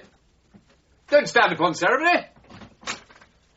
Oh, please, will you come and show the lodgings? Who's that? Where are you? Down here. Dick leant over the desk and saw a small, slipshod girl in a dirty, coarse apron and bib, which left nothing of her visible but her face and feet. She might as well have been dressed in a violin case. Who are you? Oh, please, will you come and show the lodgings? I haven't got anything to do with the lodgings. Tell them to call again. Oh, please, it's 18 shillings a week, and us finding plate and linen, boots and clothes is extra, and fires in wintertime is 8p a day. Well, why don't you show them yourself? You seem to know all about them. Miss Sally said I wasn't to, because people wouldn't believe the attendance was good if they saw how small I was first. Well, but they'll see how small you are afterwards, won't they? Ah, but then they'll have taken them for a fortnight, certain, and people don't like moving once they're once settled. Oh, this is a queer sort of thing. What do you mean to say you are? The cook? Yes, I do plain cooking. I'm housemaid, too. I do all the work of the house. Oh, please come. He's moving in.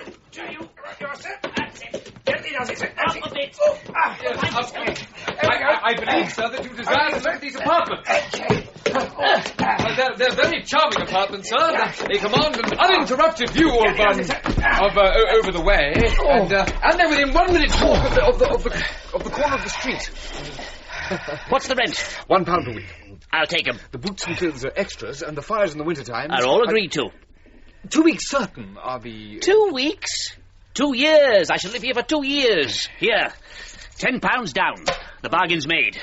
Coachman, you may go. Here. Oh, thank you, sir. Why, you see, my name's not Brass. Who said it was? The name of the master of the house is, you see. He's a lawyer, is he not? Yes. The woman of the house? What's she? A dragon. I want to do as I like, young man. Go to bed when I like, get up when I like, come in when I like, go out when I like. To be asked no questions and be surrounded by no spies. In this last respect, servants are the devil. There's only one here. And a very little one. Well, the place will suit me, will it? Yes. Sharks, I suppose. Yes. Let them know my humour. If they disturb me, they lose a good tenant. It's better to understand these things at once. Good day. I beg your pardon. When he who adores thee has left but the name... What do you mean? But the name. The name. In case of letter? I never have any. Or in case anybody should call? Nobody ever calls on me. Take the to let sign off the door, and let nobody call me till I ring the bell. This is a most remarkable and supernatural sort of house. She-dragons conducting themselves like professional gentlemen? Plain cooks of 3 feet high appearing mysteriously from underground? Strangers with no names walking in and going to bed without leave or license in the middle of the day? But it's destiny. It's nothing to do with me.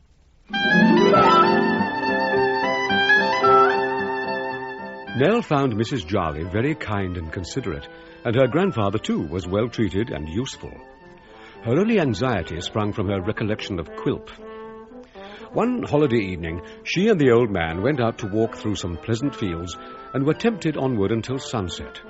Suddenly, large drops of rain began to fall, and the low rumbling of distant thunder could be heard. Luckily, just as the storm broke, they passed a solitary public house, the Valiant Soldier, whose landlord called to them to enter. You'd better stand by the fire here and dry yourselves a Thank bit. you, sir. Jem Groves, my dear landlord. You can call for what you like if you want anything. Hold your noise, Groves, and light a candle. Oh, right away, Mr. Jowl. They're playing cards behind that screen. Don't you hear them? Look sharp with that candle. It's as much as I can do to see the pips on the cards as it is. That day. 7 and 6. You hear, Nell? Wait, Grandfather. I haven't stayed such a storm as this since the night when old Luke Withers won 13 times running upon the red. We all said he had the devil's luck. Yeah, but I remember. Do you hear what he says? Do you hear now? What money have we? Come. I saw you with money yesterday. Give it to me. No. Let us go away from here. Do not mind the rain. Pray let us go. Give it to me, I say. It's for thy good. Pray do not take it, dear. For both our sakes, let me keep it, or let me throw it away. Better let me throw it away than you take it now. Do let us go. Give me the money. I must have it. There. That's my dear Nell. Now then, gentlemen. Now then, old man. This side of the screen is private, sir. No offence, I hope. I thought that... What the devil is a man of your time of life to do with thinking? Now, eh? bully boy, who knows, but the gentleman may have civilly meant to ask if he might have the honour to take a hand with us. I did mean it. I thought so. Oh, well, I beg the gentleman's pardon. Is this the gentleman's little purse? Oh, a very pretty little purse. Rather a light purse, but enough to amuse a gentleman for half an hour or so. We'll make a four-handed game of it and take in Groves. Come, Jimmy. So for you. As he spoke, he drew a chair to the table and the game commenced. The child sat by and watched. At length, the play came to an end. Nell's little purse was exhausted, and Mr. Isaac List rose the only winner. Do you know what the time is? Past 12 o'clock. And a rainy night. Well, good night to you all. Good night. Good night, sir. Good night. It's very late. I wish we had gone before. It'll be 2 o'clock by the time we get back, and Mrs. Jarley will... What would it cost, sir, if we stopped here? 2 good beds, 1 and 6pence. Supper and beer, 1 shilling. Total 2 shillings and 6pence. Now, Nell had still sewn into her dress the piece of gold with which to defray the cost of their lodging. But as she felt it necessary to conceal her little hoard from her grandfather, she followed the landlord when he went out of the room and asked him to change the piece of gold in the little bar. As she returned to the main room, she had the feeling that she had been watched. Grandfather, did anyone leave the room while I was gone? No. Nobody. Nell slept but fitfully, troubled as she was by the awakening of the old passion in her grandfather's breast. And when a deeper slumber held her, she was suddenly awake. A figure was in the room, groping its way round the bed.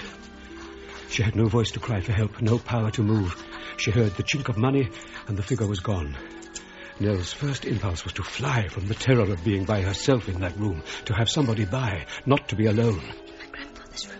I will be safe. But there was the dreadful shadow at the bottom of the steps. What if it has a design upon grandfather's life?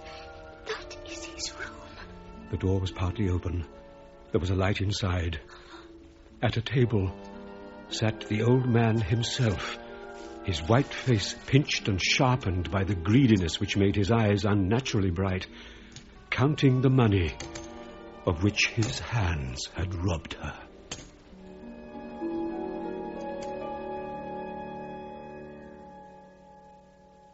One circumstance of his new employment with Samson Brass troubled Mr. Swiveller's mind very much, and that was that the small servant always remained somewhere in the bowels of the earth. She never went out, or came into the office, or had a clean face, or took off the coarse apron, or stood at the street door for a breath of air, or had any rest or enjoyment whatever. I'd give something, if I had it, to know how they use that child, and where they keep her. It's of no use asking the dragon. Where are you going, old fellow? To dinner. Dinner? That's another thing. I don't believe that small servant ever has anything to eat. Sammy won't be home. Stop till I come back. I shan't be long. Just as you say, old chap. Give her time to leave, and I could dash out for a glass of porter. At that moment, he caught a glimpse of Miss Brass flitting down the kitchen stairs. By Jove, she's going to feed the servant. Now or never. He groped his way down and arrived at the door of the back kitchen immediately after Miss Brass had entered the same, bearing in her hand a cold leg of mutton. It was a very dark, miserable place, very low and very damp. The grate, which was a wide one, was screwed up tight, so as to hold no more than a little thin sandwich of fire. Everything was locked up. The coal cellar, the candle box, the salt box, the meat safe were all padlocked. There was nothing that a beetle could have lunched upon. Are you there? Yes, madam. Go further away from the leg of mutton, or you'll be picking it, I know. Yes, madam. Miss Brass took a key from her pocket and, opening the safe, brought from it a dreary waste of cold potatoes, looking as eatable as Stonehenge. There. Sit down.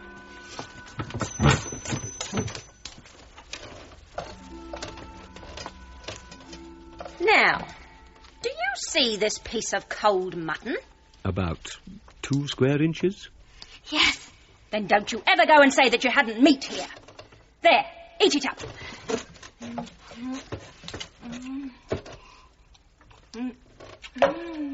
Now, do you want any more? No. You've been helped once to meat, you have had as much as you can eat, you're asked if you want any more, and you answer no. Then don't you ever go and say you were allowanced. Mind that.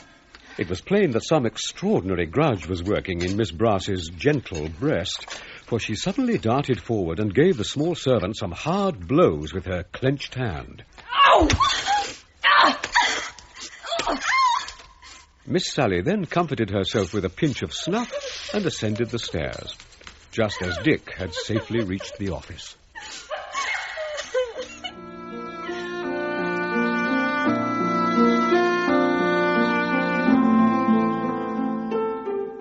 Between Nell and the old man there had come a gradual separation, harder to bear than any former sorrow, and having its origin in Nell's discovery that he, her own grandfather, had robbed her.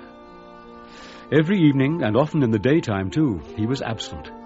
And although she well knew where he went and why, too well from the constant drain upon her scanty purse, he evaded all inquiry and even shunned her presence. She was wandering alone in the fields one evening when she came suddenly upon him, with 2 other men who had made a fire and were sitting round it. She crept along the hedge to within a few feet of the group. Then she recognized the card players from the night of the storm, Isaac List and his gruff companion. Keep me poor and plunder me. It'll drive me mad among you. Confound you, what do you mean? You'd keep us poor if you could, wouldn't you? Don't be hard upon him, Mr. Gell. Go on with what you were saying. Well, then, if you're persuaded that it's time for luck to turn, as it certainly is, help yourself to what seems put in your way on purpose. Oh, certainly, if this good lady as keeps the waxworks has money and does keep it in a tin box when she goes to bed and doesn't lock her door for fear of fire. It seems an easy thing, quite a providence. You see, Isaac, strangers are going in and out every hour of the day. Suspicion would be very wide. And would fall a long way from the mark, no doubt. No doubt at all. And I'd give the old man his revenge to the last farthing, whatever the amount he brought. Is your bank strong enough, Mr. Joe? Give me that box out of the straw. There you are. Now, do you see this? Do you hear it? Do you know the sound of gold? Put it back, Isaac. The pleasures of winning, eh? The delight of picking up the money, the bright, shining yellow boys. You're not going, old gentleman? I'll do it. I'll have it for every penny. Why, that's brave. He gives me my revenge, mind.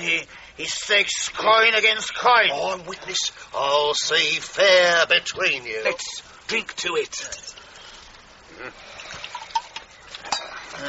Luck to the best man. Aye, luck indeed. God be merciful to us. What shall I do to save him? Nell hurried homewards and threw herself upon her bed, but who could sleep, distracted by such terrors? At last she flew to the old man's bedside and roused him from his sleep. Wake up, grandfather. What's this?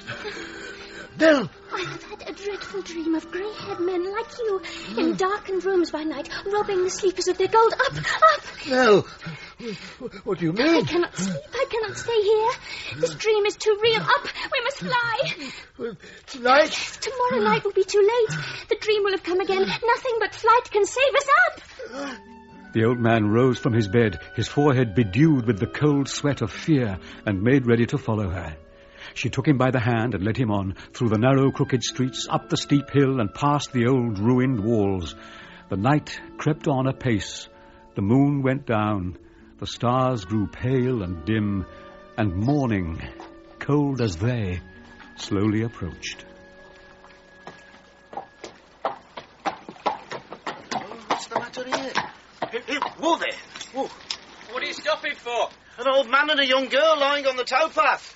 What's the matter, eh? We were only asleep, sir.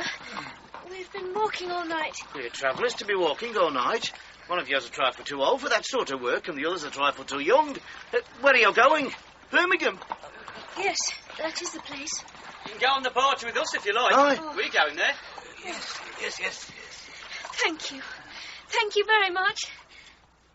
By this time, Kit was quite at home in his new position at Abel Cottage with Mr. and Mrs. Garland, Mr. Abel, and the pony. One morning, when Kit had driven Mr. Abel to the notary's, as usual, Mr. Witherden asked him to step into the office. Is this the lad?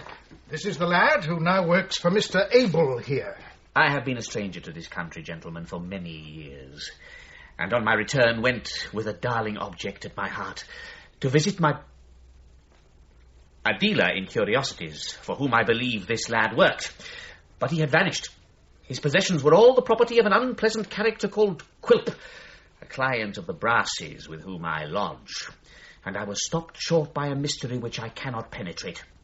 However, I believe I have found them. Found Miss Nell and the old master? Sir, where? How? By questioning all the travelling showmen I could find. Oh, how are they, sir? Are they near here? A long way from here. Warwick is, 60 miles? I'd say more like 100. If we travel post all night... Oui, sir? The reason I am here, as they will not know me, can I do better than take this lad as an assurance of my friendly intentions? Certainly not. Take Christopher by all means. Oh, I beg your pardon, Mr. Abel, but I'm afraid I should do more harm than good. The old master, I don't know why, would not bear me in his sight when he was ill. Another difficulty. Is there anybody else that knew them in whom they had any confidence? Well, there's my mother. I could fetch her, sir. She might have gone to the Little Bethel, the chapel. You know, sir. She is. Asleep, of course. Mother! Oh, if only they'd seen her. Good Lord, there's Quilp. There indeed was Daniel Quilp, with the accustomed grin upon his dirty face and his eyes fixed upon the ceiling. That sly little fiend. He's watching us, I'm sure. Mother! Wake up! Come along with me, I've got something to tell you. Kit's mother and the single gentleman soon left London behind them and travelled through the night. Kit's mother fell fast asleep and did not awake until it was broad day and they were clattering over the Warwick pavements. This is the place. Drive for the waxwork. It's just down here, sir. Oh, there's quite a crowd at the door. Whoa. Is anything the matter here? The wedding. No, sir. What do you want? Where is the child you have here, my good fellow? You call her Nell. Where is she? Where is she? What has become of her? I ask you where she is. Well, what do you mean? Are you Mrs. Charlie, yes, well, sir. I married George here today. Oh, sir, if you've come to do little Nell any good, why weren't you here a week ago? She's not dead. Oh, no, not as bad as that. They vanished, sir, she and the old man one night. We did all we could to trace them. I always said she was not a common child. Drive on, coachman! When the single gentleman was satisfied that the happy couple could be of no help to him, he and Mrs. Nubbles drove to the inn. If you please to walk this way, sir. Any room will do. Come along, ma'am. Would the gentleman like this room? He's quite welcome to it. Goodness gracious me. Why, it was only last night, sir, that I left him in Little Bethel. Indeed. Christopher's mother! Such a dear lady. How is Christopher's mother? Mr. Quilp, we two have met before. Surely. Such an honour and pleasure, sir. You may remember that the day I arrived in London and found the old curiosity shop empty and deserted, I was directed by the neighbours to you. Always a pleasure. I found you in possession of everything that had so recently belonged to another man, and that other man driven from house and home. We had our warrant for what we did. He went of his own accord, vanished in the night, sir. No matter! He was gone! Yes. The question was, where? It's a question still. Are you dogging my footsteps, sir? I? Dogging? Why, are you not? Were you not a few hours since 100 miles off and in chapel? What then? I always go to chapel before I start on journeys. Kit, apprised by letter of his mother's return, was waiting for her at the coach office. How are you, Christopher? All right, Christopher. Mother's inside. Mother, take my arm. There. How did he come here? I don't know, my dear, but he's been terrifying of me out of my 7 senses all this blessed day. Yes? Hanging over the side of the coach and staring in at me with his great goggle eyes, upside down. And if I moved to another window, there he was again. Quite awful. Oh, come away. Don't speak to him for the world. Yes, I will, Mother. What nonsense. I say, sir. Oh, hi, Christopher. You let my mother alone, will you? And you ashamed of yourself? You little monster. Here, give me that case, Mother. You show her any of your impudence again, Mr. Quilp, and you'll oblige me, though I should be very sorry to do it, on account of your size, to beat you. Come along, Mother. Monster. Ugliest dwarf that could be seen anywhere for a penny. Monster.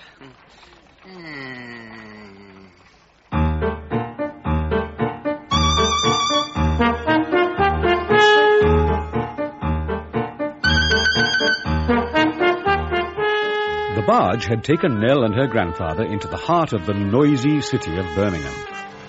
We must sleep in the streets tonight, dear. Why did you bring me here? We came from a quiet place. Why did you force me to leave it? Because I must have that bad dream no more. And we must live among poor people or it will come again. Dear grandfather, you are old and weak, I know, but look at me. I never will complain if you will not, but I I have some suffering indeed. Look, here's a deep old doorway. Very dark, but quite dry. What's that? Right. Think again. You another voice? No. We are strangers. We were going to rest here. Why came you think of resting there? We have no money for lodgings. You know how wet she is, old man. Under the damp street's another place for her. What can I do? Well, I can give you warmth, nothing else. The fire's a rough place, but you can pass the night beside it safely if you trust yourselves to me. You see that red light yonder? That glow in the sky. Well, it's not far. Shall I take you there? Oh, yes. Well, you were going to sleep upon cold bricks. I can give you a bed of warm ashes. There's nothing better. Now, follow me, old man. I'll carry the child. Here, you best put your arms around my neck. In a large and lofty building supported by pillars of iron, a number of men laboured like giants. Some, opening the white-hot furnace doors, cast fuel on the flames. Others drew forth great sheets of glowing steel. Here their friend showed them where they could hang their outer clothes to dry, and spreading Nell's cloak upon a heap of ashes, signed to her and the old man to lie down and sleep. When Nell awoke, broad day was shining through lofty openings in the walls. Here, you better share me breakfast. There's not much, but it's better than nothing, eh? Thank you, sir. Well, where are you going now? We're looking for some country place. Which road should we take? I know little of the country, but there are such places yonder. And far from here? Aye, surely. It'll take you 2 days and nights at least. It's a strange black road, and one that would frighten you by night. We must go on. Oh, rough people. Paths never made for little feet like yours. It's a dismal, blighted way. Pray, do not seek to turn us from our purpose. I'll direct you as best I can. I wish I could do more.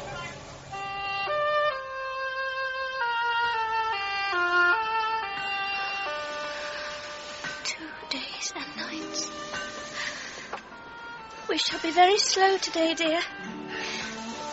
My feet are sore. And I have pains in all my limbs from the wet of yesterday. They cleared the town and came by slow degrees upon a cheerless region where not a blade of grass was seen to grow, where nothing green could live but on the surface of the stagnant pools which here and there lay by the black roadside. On every side, and as far as the eye could see, tall chimneys poured out their plague of smoke, obscured the light, and made foul the melancholy air. A penny loaf was all they had that day. The next day, towards the afternoon, they passed some wretched hovels. I'm hungry now. Can't we get some food? I'll knock at this hut.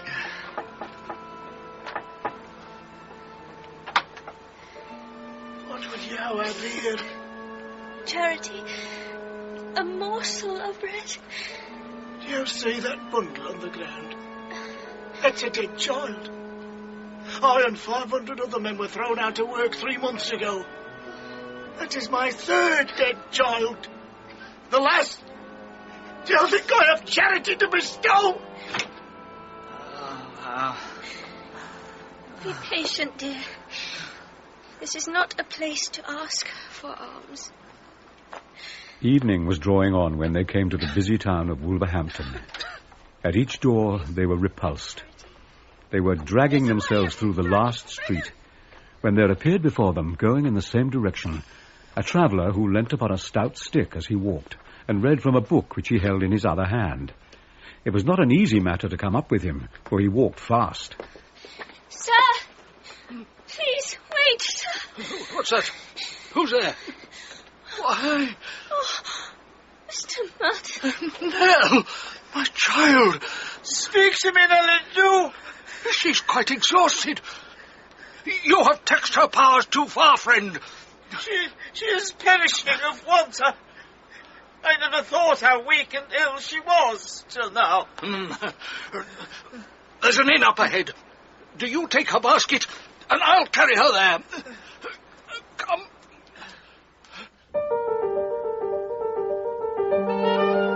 When Mr. Quilp reached his home at Tower Bridge, he could hear several voices in earnest conversation. Men's voices among them. What's this?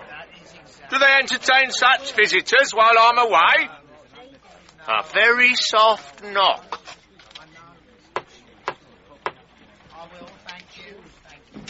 Oh, got you. You throttle me, master. Go, will ya? Who's upstairs, you dog? Tell me.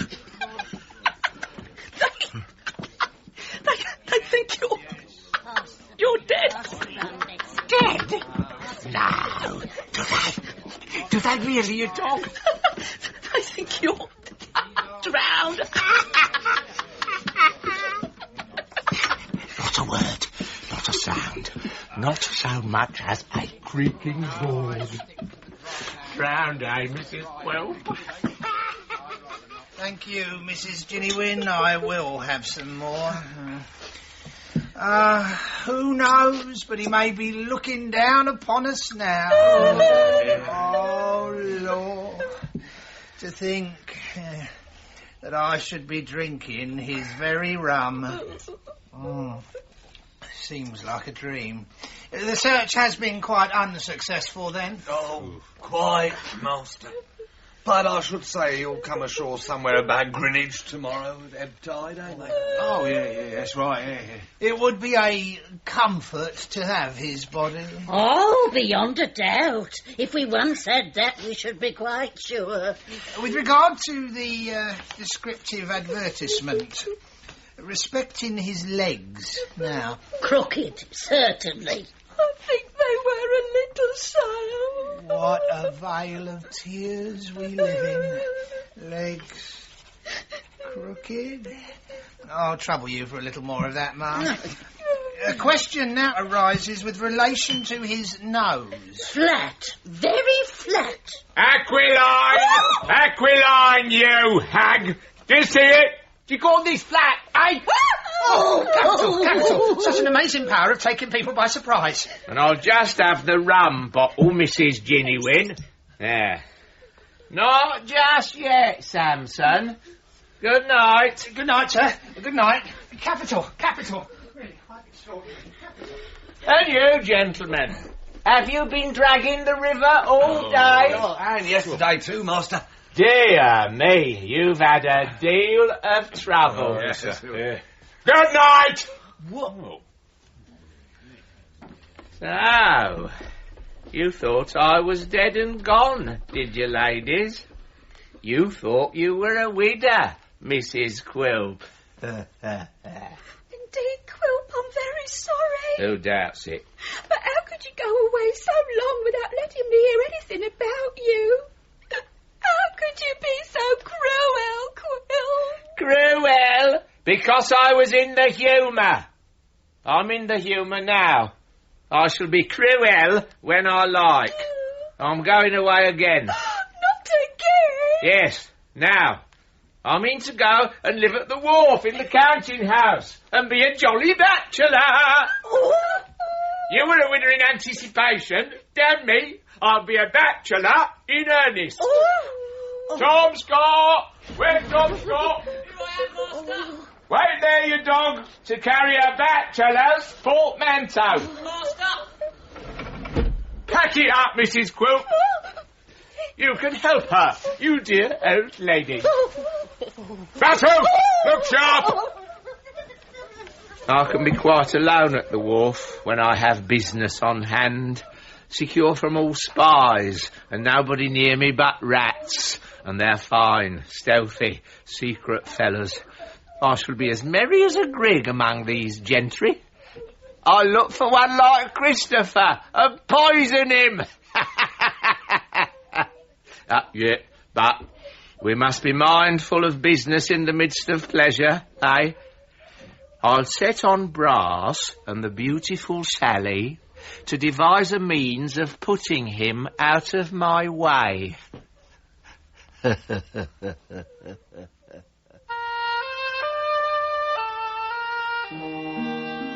Mr. Martin, the schoolmaster, had summoned a doctor to attend Nell at a small inn outside Wolverhampton, and the report next morning was that she was better, but extremely weak. How can I ever thank you, Mr. Martin?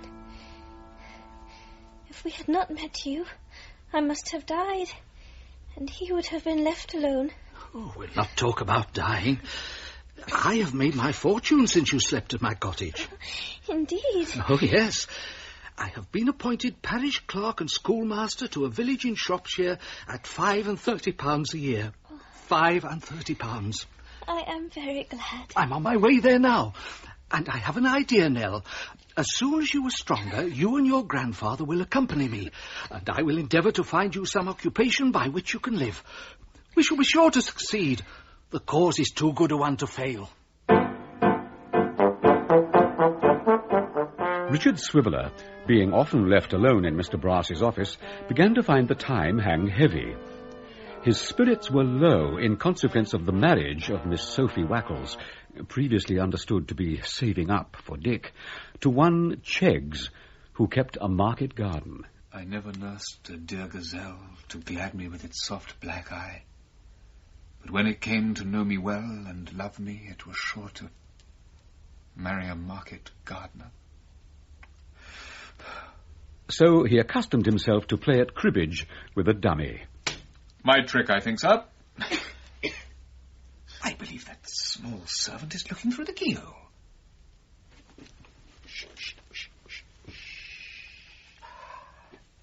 It is you! What do you mean by it? Oh, please don't tell upon me. It's so very dull downstairs. Do you mean to say you were looking through the keyhole for company? Yes. How long have you been cooling your eye there? Oh, ever since you first began to play them cards. Ah. Well, sit down and I'll teach you how to play. Oh, I dursn't do it. Miss Sally would kill me if she knowed I came up here. Well, have you got a fire downstairs? A very little one. Very well. Take the cards and I'll... Why, how thin you are. What do you mean by it? Tain't my fault. Could you eat any bread and meat? Oh, Yes? I thought so. Did you ever taste beer? I had a sip of it once. It can't be tasted in a sip. How old are you? I don't know. What's your name? Nothing. Nonsense. What does the Miss Sally call you? A little devil. Go and wait in the kitchen. I'll be back directly. Oh, my. Bread and beef. Yes, you clear that off. Not too fast, though. Next, take a pull at that, but moderate your transports, for you're not used to it. Well, is it good? Oh, isn't it? I think I'll join you.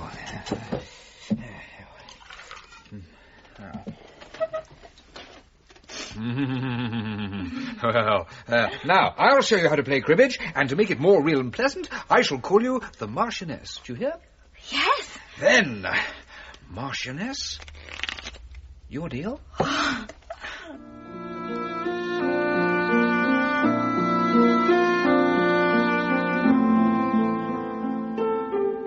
Daniel Quilp summoned Mr. Brass and Sally to a very private meeting at the wharf. After this, whenever Kit came to Bevis Marks on messages to the single gentleman, it always happened that Brass would send Mr. Swiveller on a mission to some distant place. Miss Sally would also withdraw, and Mr. Brass would open the office door and wait. Kit, coming downstairs, would be entreated to mind the office while Mr. Brass stepped over the way, and afterwards presented with 1 or 2 half-crowns. Thank you, Mr. Brass. Kit, supposing that they came from the single gentleman, could not enough admire his generosity. Whenever the opportunity presented itself, Richard Swiveller would go down to the kitchen and play cribbage with the Marchioness, Dick providing the refreshments. This Marchioness is surrounded by mysteries, ignorant of the taste of beer, unacquainted with her own name, and taking a limited view of society through the keyholes of doors. It is a most inscrutable and unmitigated staggerer. One morning he found Miss Sally shaking her head with an air of doubt. Lying on the desk was a £5 banknote. Good morning, Mr. Richard, sir. Close the door. Thank you. This is a most painful circumstance, Mr. Richard, but I have missed several small sums from the desk of late. Well, you'd better put away that banknote. I've hit it! Well? Hasn't there been somebody coming in and out of this office for the last 3 or 4 weeks? Hasn't he been left alone in it sometimes? Who? What do you call him? Kit? Never. I'll not hear of it. I say that he's the thief. How dare you? Come in, come in. Ah, Kit. Is the gentleman upstairs, sir, if you please? Yes, Kit, he is. I am glad to see you, Kit. Look in again as you come downstairs, Kit. Yes, sir. That lad a robber. There. Mr. Richard, sir, have the goodness to step directly to Rasp and Co's in Broad Street and inquire if they are to appear in Carcombe and Painter. Certainly, Mr. Brass. When Kit came downstairs, Mr. Sampson Brass was alone in the office. I have been thinking, Kit. Put down your hat, Kit. Oh, thank you, sir. I must be going directly. Put it down while you stay. At any rate, here, let me. Yes, Kit, we have often houses to let, you know, and we put people into those houses to take care of them. What's to prevent our employing your mother? There's a weekly allowance. Do you see any objection, Kit? How can I see any objection to such a kind offer, sir? Why then, it's done. Done, I say. But dear me, what a time Mr. Richard is gone. Will you mind the office 1 minute while I run upstairs? Mr. Brass bustled out of the office and in a very short time returned. Mr. Swiveller came back almost at the same instant, and as Kit was leaving, Miss Brass herself met him in the doorway. There goes your pet, Sammy. Eh? Oh, leave him alone, old chap. Never mind, I've carried my point. I've shown my confidence in the lad. He has minded the office again. Why, where's the... What have you lost? Dear me. The note, Mr. Richard. The £5 note. I laid it down here. What? Gone? Now who's right? Now who's got it? What's to be done? Don't run after him on any account. Give him time to get rid of it, you know. Oh, my Lord! As by one impulse, Mr. Swiveller and Brass rushed into the street, caught up with Kit, and persuaded him to return to the office, where Sampson proceeded to search Kit's pockets and bade Richard to... Search the hat, sir. Search it, but... Mind, sir, I know you'll be sorry for this to the last day of your life. Here's a handkerchief. No harm in that, sir. I have heard that it keeps the head too warm, but... Oh! Ah! In the hat! Under the handkerchief and tucked beneath the lining. Mr. Richard, have the goodness to run and fetch a constable. A constable, if you please. Once. Completely stunned by the sudden and terrible change in his fortunes, Kit suffered himself to be removed by the constable into a coach. Why, there's Mr. Quilp. Pull up, coachman. Mr. Quilp, sir. Aha! Where now, Brass? And honest Kit. Ah, sad business. Never believe in honesty anymore, sir. Why not? Banknote lost in our office, sir. Found in his hat, sir. He previously left alone there. Chain of evidence complete. Not a link wanting. What? Kit? A thief? Why, he's an uglier-looking thief that could be seen anywhere for a penny. Hey, Kit! Drive on, coachy. Bye-bye, Kit. Blessings on all the world.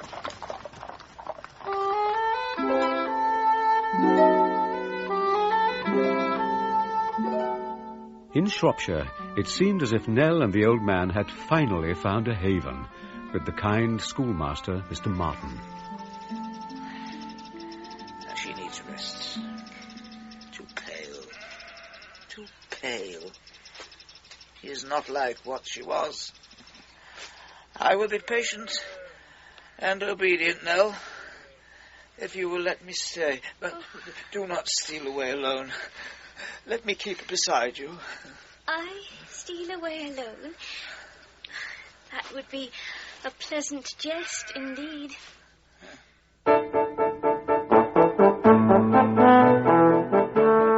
In London, despite the best efforts of the single gentleman, together with Mr. Witherden and the Garlands, poor Kit was committed for trial and taken to prison. As Sampson Brass approached Quilp's counting-house on the wharf for his appointment, he could hear his esteemed client singing.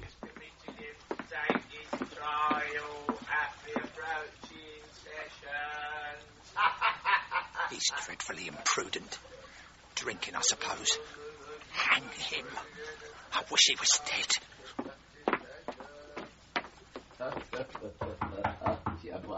Come in, you false witness, you perjurer. Come in. He has the richest humour. But isn't it rather injudicious, sir? What's injudicious, eh? The song, sir. The fact is that any allusion to these little combinings together of friends for objects which the law terms conspiracies... Hey, do I know anything about your combinings? Hey? No, certainly not. Have a drink. A good, warm, fiery drop.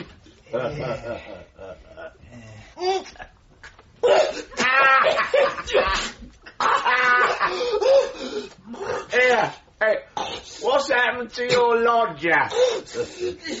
Stopping with the Garland family. Inform Mr. Richard that he looked upon himself as being in a certain way the cause of Kit's arrest. An excellent lodger, sir. I hope we may not lose him. Why don't you retrench then? You may discharge your clerk. Discharge Mr. Richard? Yeah. I had a scheme of which the essence was that this old man and child, who must have sunk underground, while Mr. Swiveller believed them rich, are in reality as poor as frozen rats. I quite understood that, sir. Well, and do you understand now that they're not poor, that they can't be if there are such men as your lodger scouring the country for them? Of course I do, sir. Then, of course, you do understand that it's no matter what becomes of this fella Swiveller. Send him about his business. Have another drink. So Richard departed from Bevis Marks, with great designs for the comforting of Kit's mother and the aid of Kit. But that very night he was stricken with a raging fever, from which he awoke thinking what a long night it had been. I must have been a little delirious. Oh, who's there? Oh, good Lord, it's the Marchioness playing cribbage with herself. Oh, I'm dreaming. That's remarkable. I never dreamt such a real cough as that before. You're awake. Oh, I'm so glad. I begin to infer, Marchioness, that I have been ill. You just have. Dead all but. Oh. How long have I been here? 3 weeks tomorrow. 3 what? Weeks. I'm going to get you some tea. Oh. Marchioness, how's Sally? Have you seen her lately? Seen her? Bless you, I've run away. Oh, and where do you live now? Here. Oh, run away. Yes, they've been a-tizing of me. You know, in the newspapers. Advertising? Yes. You see, the lodger never come back, so I hadn't any friend at all. But one day when I was... near a keyhole. Well, I heard somebody saying she was your landlady and that you was took very bad and wouldn't nobody come and take care of you. So I ran away and come here and told them you was my brother, and I've been here ever since. What has become of Kit? He was sentenced to be transported. Has he gone? I don't know. But if I thought you'd keep quiet and not put yourself into another fever, I could tell you. Yes, do it. Is it anything you heard through keyholes? Oh, do go on, please. There's a darling. Well, Miss Sally used to lock me in the kitchen at night and keep the key in her pocket. And I was terrible afraid. If there was a fire, they might forget me. So whenever I see an old key, I tried if it would fit the door. And at last I found one in the cellar. Hurrah! Lie still. Oh, I'm so sorry. So I used to come out at night and feel about for bits of biscuits or sandwiches that you'd left in the office. And one night I heard Mr. Brass say, "It might get us into trouble." Miss Sally says, "Does it signify about ruining Kit when Quilp desires it?" "No," says he. "And here it is, Quilp's own £5 note," he says. What? "When Kit comes tomorrow morning, I'll hold him in conversation and put this in his hat," he says. "And I'll manage so that Mr. Richard shall find it. There." Have you told this story to anybody? How could I? I must get up. You mustn't think of such a thing. I must indeed. Whereabouts are my clothes? Oh, I'm so glad. You haven't got any. Ma'am. I've been obliged to sell them, every one, to get the things that was ordered for you. Oh, but don't take on. You're too weak to stand. I'm afraid that you're right. Oh, what is to be done? We must let Mr. Abel Garland know this story without delay. Oh, what ought I to do? Well, could I, if you wrote the address very clear? And in a very short time, Mr. and Mrs. Garland and Abel and Mr. Witherden and the single gentleman had visited the invalid and filled his room with delicacies and conceived a plan. Ah, Miss Brass, you got my note. Pray, take a seat. Oh, it's you.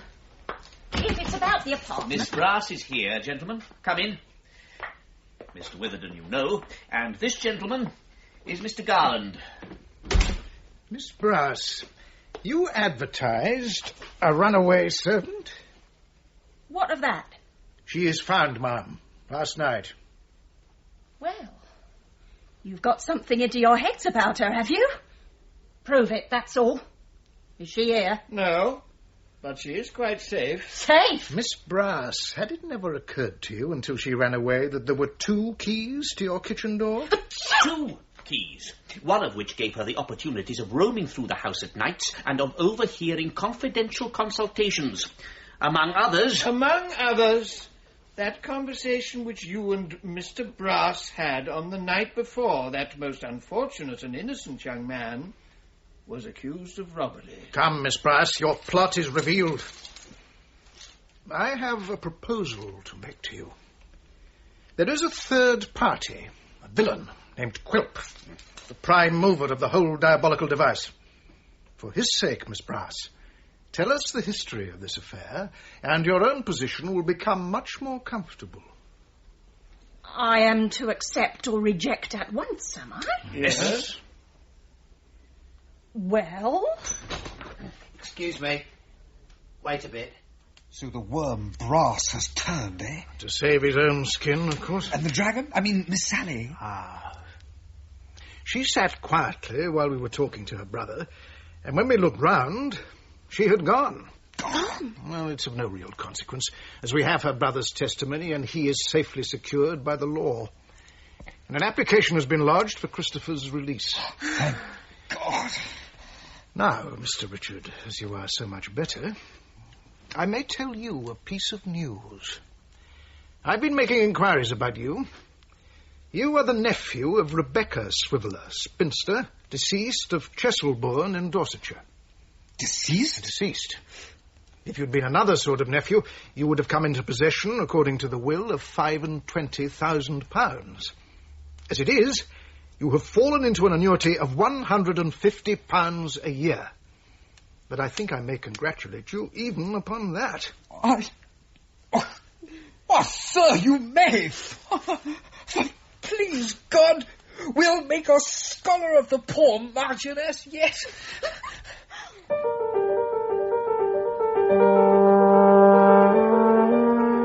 The day after Mr. Brass's confession was damp, dark, cold and gloomy.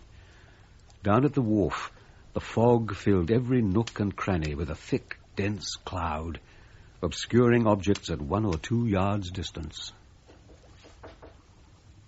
Who's there? Only me, Quilp. Don't be angry. I brought a letter. Push it under the door and go your ways, or I'll come out and scratch you, you jade. Oh, please, Quilp. It was left in our house by a boy who said it was of the very greatest consequence. Oh, please. Please let me drown myself at the fire for 5 minutes. Ah, well, it's possible the letter may require an answer. Come in, then. Thank you. Here's the letter. I'm glad you're wet, Mrs. Quilp. I'm glad you're cold. It does my heart good to see your little nose so pinched and frosty. Oh, Quilp, how cruel it is of you. Did she think I was dead? Did she think she was going to have all the money? Oh, I ought to know this writing. Beautiful Sally. Sammy has broken confidence. It has all come out. You had better not be in the way, for strangers are going to call on you. Don't lose time. I didn't. SB, later BM. If I had him here, if only I had him here, I should drown him. Oh, Quilp, what's the matter? Ooh, what a rich treat that would be. Oh, Brass, if only I had you here. Come, Scott. Come here, you dog. What now? Take her home. Don't come here tomorrow. Wait till you hear from me. Now, go. I must ask you, has this letter any connection with dear little Nell? Please, Quilp. Ah! Out of the way! A good night for travelling anonymously. Best shut the gates, love.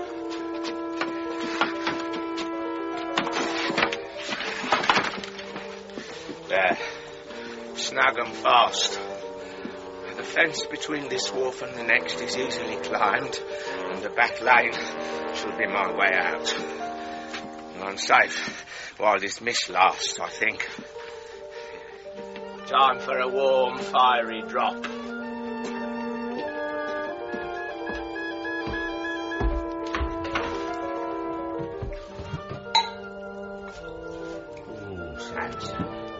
If I could but hug you.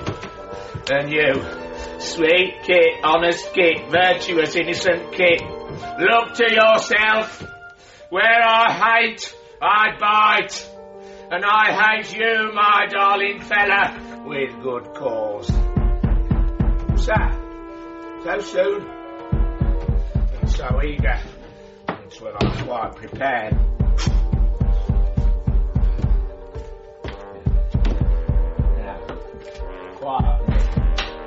It was about 8 o'clock, but the dead of the darkest night would have been as noonday in comparison with the thick fog which hid everything.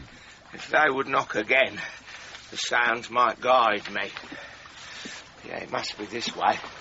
If I could find the wall, I should know which way to turn. Yeah. A good black devil's night, this, to drown my dear friend Brass.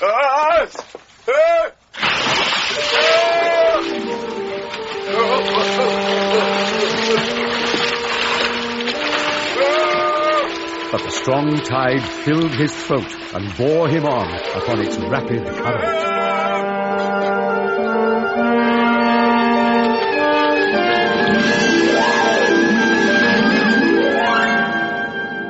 And Kit was free.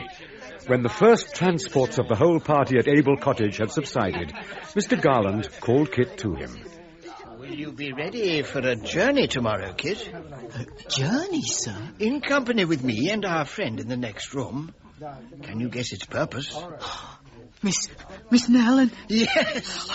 The place of their retreat is indeed discovered. Where? Is she well? She's been weak and ailing, as I learned, but I trust she will be well soon. How did you find them?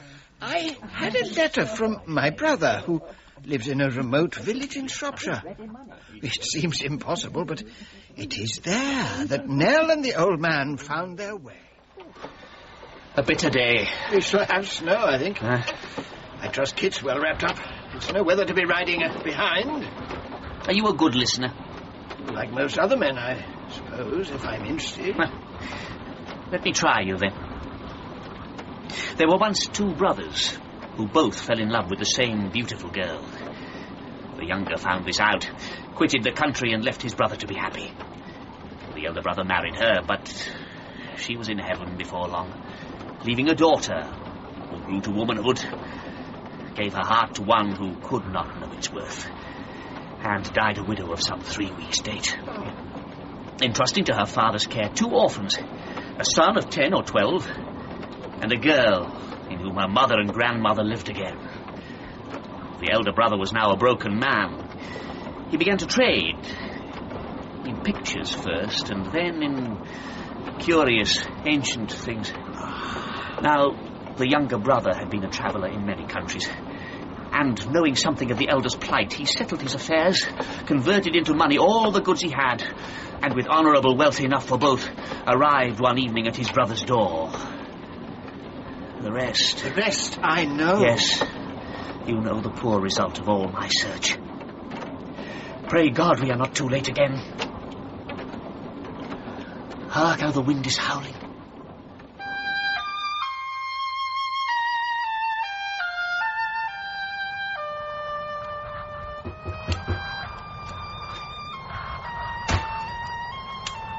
Is there anybody? Master! Oh, dear Master! Speak to me! Another! How many of these spirits have there been tonight? Oh, Spirit Master! Your old servant! You know me. Miss Nell, where is she? They all ask the same question. She is asleep. Yonder, in there. When she is well again, she... We must have patience. But dear, gentle, patient Nell was dead. She had been dead 2 days when they arrived. Her grandfather died soon after and was laid to rest by her side. So the old man and the child slept together. It can be imagined how low were the spirits of our travellers on the journey back to London. And our journey, too, is nearly done. Smooth Samson Brass was quite lost to society for a long time. After a lapse of some 5 years, 2 wretched people were observed to take their way along the low streets near Seven Dials, looking into the gutters as they went in search of refuse food, and it was whispered that these were Samson and his sister, Sally. An inquest was held on the body of Quilp, the verdict being suicide, and he was left to be buried with a stake through his heart in the centre of 4 lonely roads. Little Mrs. Quilp was rich. Her husband had no relations, and he had made no will, or she would probably have been poor. She married a smart young fellow and led a merry life upon the dead dwarf's money. Mr. Swiveller, recovering very slowly from his illness, put the Marchioness to school. But we'll have to find you a name, you know, Marchioness. How about Sophronia Sphinx? Oh. It's euphonious and genteel and indicative of mystery. Although the expenses of her education kept him in straitened circumstances for 6 years, the Marchioness remained at school until she was, at a moderate guess, full 19 years of age. Good-looking, clever, and good-humoured. You know, Marchioness, it occurs to me, not for the first time, I must admit, that if you would marry me, we might be very comfortable. Oh, Mr. Swiveller. And they were married, in good earnest, that day week. You see, there was a young lady saving up for me, after all. And they played many 100,000 games of cribbage together.